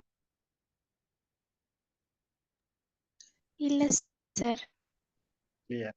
அதே மாதிரி வெளிக்கோளவகம் இருக்குது, உட்கோளவகம் இருக்குது. சரிதானே? ரைட்டா? வெளிக்கோளவகம் இருக்குது, உட்கோளவகம் இருக்குது. அதையும் நீங்க நார்மலா விளங்கி வச்சீங்கன்னு சொன்னா ஓகே. அதுலயும் பொதுவாக அடர்த்தி கூட, வெப்பம் அதிகமா வெப்பம் இருக்கும். திரவ நிலையில என்னடா என்ன போட்டாலும் இந்த திரவமாயிரும். அந்த அளவு ஹீட்ல இருக்கும் வெளிக்கோளவகம். சரிதானே? அடர்த்தி பொதுவா 5+5 இருந்து 10 வரைக்குமான அடர்த்திகள் இருக்கும். விளைஞ்சா? அப்ப இதையும் அதையும் பிரிக்கிறது கூட்டன்பெக் எல்லை இப்படியான விஷயங்கள் வெளிக்கோளத்தை நார்மலா வச்சுக்கொள்ளுங்க. உட்கோளவகம் வந்து அதுக்கு அடியிலாக லாஸ்ட்ல உள்ள விஷயம் தான் இந்த உட்கோளவகம். சரிதானே? அது ரெண்டையும் உட்கோளவகத்தையும் வெளிக்கோளவகத்தையும் பிரிக்கிறது லேமன் எல்லை அப்படின்னு சொல்லி சொல்லுவோம். சரிதானே? இப்படியான விஷயங்கள் நீங்க நார்மலா பாத்துட்டீங்கன்னு சொன்னா ஓகே. கிளியரா? டீப்பா 2 பகுதி, புவியோட்டையும் இடையோட்டையும் பத்தி நல்லா விளங்கினீங்கடா. ஓகே. கிளியரா? ஓ சார். ஓ சார். ஓகே. அதுக்கு பிறகு புலல் இதுல ஒரு ஓர்டருக்கு தான் இந்த இது இருக்கும். விளங்குதா? இப்ப சும்மா அந்த ஒரு பின்னி பின்னி படிக்கிறல்ல. இப்ப இதை படிச்சுட்டு அழகா பேத்துட்டு பாறைகள்ல உருவாக்கம் சம்பந்தமா எல்லாம் பாக்குற. அதுல நம்ம பார்ட் 2க்கு ரெடி ஆகுற மாதிரி எல்லாம் பாறைகளை படிச்சு எந்த யூஸும் இல்லை. விளங்குதா? அதை படிக்கணும். அதை சரியா எப்படி கிளியர் கட்டா ஃபில்டர் பண்ணி எடுக்கலுமோ அந்த அந்த மாதிரி தான் படிக்கணும். அதே மாதிரி மண் படிக்கக்குள்ள கொஞ்சம் டீப்பா இறங்கி படிக்கணும். ஏண்டா மண்ன்றது உங்களுக்கு நான் போட்ட குரூப்ல போட்ட ஸ்லைட பார்த்தவங்களுக்கு அந்த இது விளங்கிருக்கு போட்டோவை. மண்ணை பாருங்க. மண்ட என்ன மண் நம்ம ஜஸ்ட் மண் அப்படின்னு சொல்லி பேசிடுவோம். மண் ஒன்று உருவாக்குறதுக்கு பல 100 வருஷம் எடுக்கும். அதாலதான் மண் உருவாக்கத்துல செல்வாக்கு செலுத்துற ஒரு முக்கிய காரணமாக என்ன இருக்குது? காலம் அப்படின்ற ஒரு விஷயம் இருக்கிறது. மண் உருவாக்கத்துல செல்வாக்கு செலுத்துற காரணங்கள்ல ஒரு கேள்வி கட்டாயம் இருக்கும். மண் கேள்வி வந்தா அந்த கேள்வி இருக்கும். தாய்ப்பாறை, காலநிலை, தரை தோற்றம், விளங்குதா? இப்படி இருக்குது. நீரும் வடிகால் அம்சமும், காலம், இப்படி சேதன பதார்த்தங்கள், இப்படியான விஷயங்கள் இருக்குது. இதெல்லாம் மண் உருவாக்கத்துல செல்வாக்கு செலுத்துற காரணங்கள். அப்ப இது எப்படி செல்வாக்கு செலுத்துதுன்னு எழுதணும். சும்மா செல்வாக்கு செலுத்துதுன்னு இல்லை, அதை நிரூபிக்கணும். உதாரணத்துக்கு தரை தோற்றம் செல்ல போனா அப்புறம் நான் செல்ற ஒரு விஷயத்தை ஜஸ்ட் திங்க் பண்ணி பாருங்க. இதுலதான் புலல் நம்ம மார்க்ஸை குறையாம எடுக்கலாம். சும்மா நம்ம எழுதுறெல்லாம் மார்க்ஸா வராது. விளங்குதா உங்களுக்கு? சும்மா தரை தோற்றம்னு போட்டுட்டு நம்ம நினைக்கிற மாதிரி எழுதினதுக்கு மார்க்ஸ் தர மாட்டோம். அது ஒரு பெட்டன் இருக்குது. ஏ லெவல் நான் சொல்லிட்டேன் திரும்ப திரும்ப. இட்ஸ் நாட் ஆர்டினரி லெவல்னு திரும்ப திரும்ப சொல்லிட்டேன். சரிதானே? அப்ப என்னன்னா தரை தோற்றம்னா நம்ம நிரூபிக்கணும். சாய்வு பகுதிகளில் அதிகமான மண் உருவாக்கம் நடைபெறும். சாரி, சமவெளி பகுதிகள்ல. சாய்வு பகுதிகளில் வந்து குறைவான மண் உருவாக்கம். ஏன்னா சமவெளிகள்ல வந்து என்ன செய்யும்? அந்த மண் தேங்கிய வீதங்கள், அதுல அங்க வந்து அந்த வேகங்கள் குறைவு அப்படின்றதால அங்க அதிகமான விரைவான மண் உருவாக்கம்னு சொல்லணும். விரைவான என்ற விஷயத்தை வேகமான மண் உருவாக்கம் ஒன்று சமவெளிகள்ல நடக்கும். சாய்வு பகுதி எடுத்தோம்னா குறைவான மண் உருவாக்கம், குறைந்த ஒரு அளவுலதான் மண் உருவாக்கம் நடக்கும். அப்ப அதால தரை தோற்றம் வந்து மண் உருவாக்கத்துல செல்வாக்கு செலுத்துகின்ற மிக முக்கியமான காரணியாக காணப்படுகிறது என்று அழகா சொல்லி காட்டணும். விளங்குச்சா? அழகா சொல்லி காட்டணும். இத மாதிரிதான் ஆன்சரை எதிர்பார்ப்பாங்க. இப்படி எழுதினா உங்களுக்கு குறைக்க இயலாது. 6க்கு 6 தான் போடணும். அதுக்கு கீழே குறைச்சேலாம். அப்ப இது வரும். இது கேள்வியில வர விஷயம். மண்ட உருவாக்குறது செல்வாக்கு செலுத்துற காரணம். அடுத்தது மண் படிக்கும் போது மண்ட பக்க பார்வை சம்பந்தமாக கட்டாயம் கேள்வி கொண்டு வரும் புலர். ஓப்படை, ஏப்படை, பீப்படை, சீப்படை, தாய்ப்பாறை, ஓப்படையில் என்ன இருக்குது? உக்கல்களா? ஏப்படையில் என்ன இருக்கிறது? இப்படின்னு எல்லாம் படிக்கணும். இதெல்லாம் அழகா படிக்கணும். அது அழகா படம் ஒன்று இருக்கும். ஸ்ட்ரக்சர் மண்ட பக்க பார்வைக்கு பல வேர்ட்ல அந்த கேள்வியை கேட்பான். மண்ட பக்க பார்வைன்னு கேட்பான், மண்ட குறுக்கு வெட்டு முகம்னு கேட்பான், மண்ட ஆழம்னு கேட்பான். இதெல்லாம் உண்ட தான் கேட்கிற, வேற வேற இல்ல. விலகிக் கொள்ளுங்க. மண்ட குறுக்கு வெட்டு முகம் அப்படின்னு கேட்கலாம், மண்ட பக்க பார்வைன்னு கேட்கலாம், மண்ட ஆழம்னு கேட்கலாம். எல்லாம் உண்ட தான் கேட்கிற. அப்படின் போது அந்த ஓப்படை, விளங்குதா? ஏப்படை, பீப்படை, அழகா படத்தை கீறி ஓப்படையில என்ன இருக்குதுன்னு அழகா சொல்லி காட்டணும். அந்த மண்ட நிறங்கள், அதுல உள்ள பதார்த்தங்களை சொல்லி காட்டணும். இப்படித்தான் எழுதணும் போல, சும்மா எழுதுறல்ல. விளங்குதா? விதி கேள்விக்குரிய பகுதி. அதே மாதிரி மண் கேள்வி வருகிற போது மண்ட வந்து தரமிழப்புக்கு காரணம் என்ன அப்படின்ற மாதிரி எல்லாம் பொதுவா ஜென்ரலா கேட்போம். அப்ப அதுக்கு கொஞ்சம் ஆதாரபூர்வமா எழுதணும். அதை கேட்டுட்டு கட்டாயம் மண் கேள்வி வந்தா இளங்கட மண் வகை ஒன்றை பத்தி கேட்பாங்க. பொதுவா அவன் கேட்கிறப்போ நீ உண்ட விருப்பத்துல ஏதாவது ஒரு மண் எழுதுன்னு அதிகமா சொல்ற. அப்படி இல்ல அவன் மென்ஷன் பண்ணி கேட்டாலும் பொதுவாக செங்கபில நிற மண், செம்மஞ்சள் லட்ரசோல் மண், விளங்குதா? பொற்சொலிக் மண் இப்படியான அந்த குறிப்பிட்ட சில முக்கியமான மண் வகைகள் இருக்குது. அது எல்லாத்தையும் நம்ம பாக்குறோம். விளங்குதா? கிட்டத்தட்ட CR பானபொக்க 14 மண் வகையை இலங்கட வகைப்படுத்திருக்கிறான். அதுல 14ஐயும் படிச்சுட்டு போறல நம்ம. விளங்குதா? மேஜரா என்ன இருக்குதோ அதுதான் உங்களோட சிலபஸ்ல இருக்குதோ அதான் படிக்கிறேன். விளங்குதா? அதுலயும் குறிப்பா எது கேள்வியில இருக்குதோ அதைத்தான் நல்லா படிக்கிறேன். அப்ப இப்படி இருக்கும். இப்படிதான் இந்த பகுதிகள் இருக்கும். மண் வரைக்கும் இந்த பகுதி இருக்கும். அப்ப இவ்வளவுதான் இந்த உட்பாகம் சம்பந்தமா இருக்கு. இதுல டீப்பா படிக்கணும். அப்ப பாறைகளை படிக்கணும். அதே சமயம் இலங்கட உள்ள பாறை வகைகளை படிக்கிற அதுக்கு ஒரு டீப்பா மண்ணை பத்தி படிப்போம். பொதுவா படிச்சுட்டு இளங்கட மண் வகைகளை பத்தி டீப்பா படிப்போம். இப்படித்தான் இந்த உங்களோட புவியிட உட்பாகம் சம்பந்தமான டியூட்டி இருக்கு போல பகுதி இருக்கு. கிளியரா? 2026 ஆக்கள் இந்த விஷயங்கள் எல்லாம் படிச்சிருக்கணும் நினைக்கிறேன். இந்த மண் எல்லாம் முடிச்சிருக்கணும். அப்படித்தானே? படிச்சதா ஸ்கூல்ல?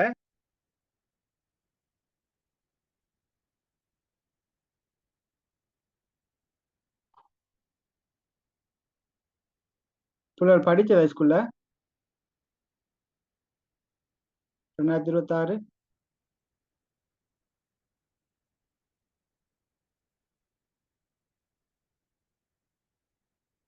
ஒருத்தரும் இல்ல 2026 இருந்தாலும் இல்லைன்னு.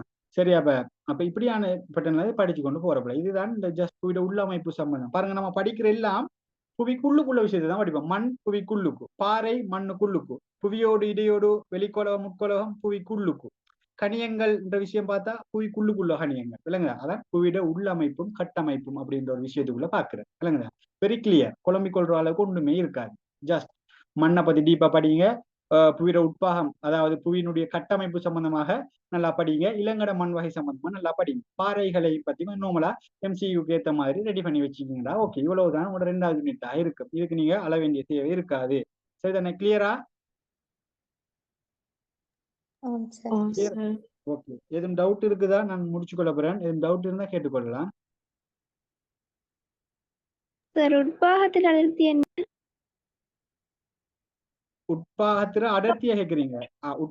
வெளிக்கோளவகம் உட்கோளவகம் அப்படித்தானே? உள்ளுக்குள்ள அடர்த்தி அதானே கேள்வி? சார். பொதுவாக நான் சொல்லியிருந்தேன். உதாரணத்துக்கு வெளிக்கோளவகம் 5.5 இருந்து 10 வரைக்கும் இருக்கும்.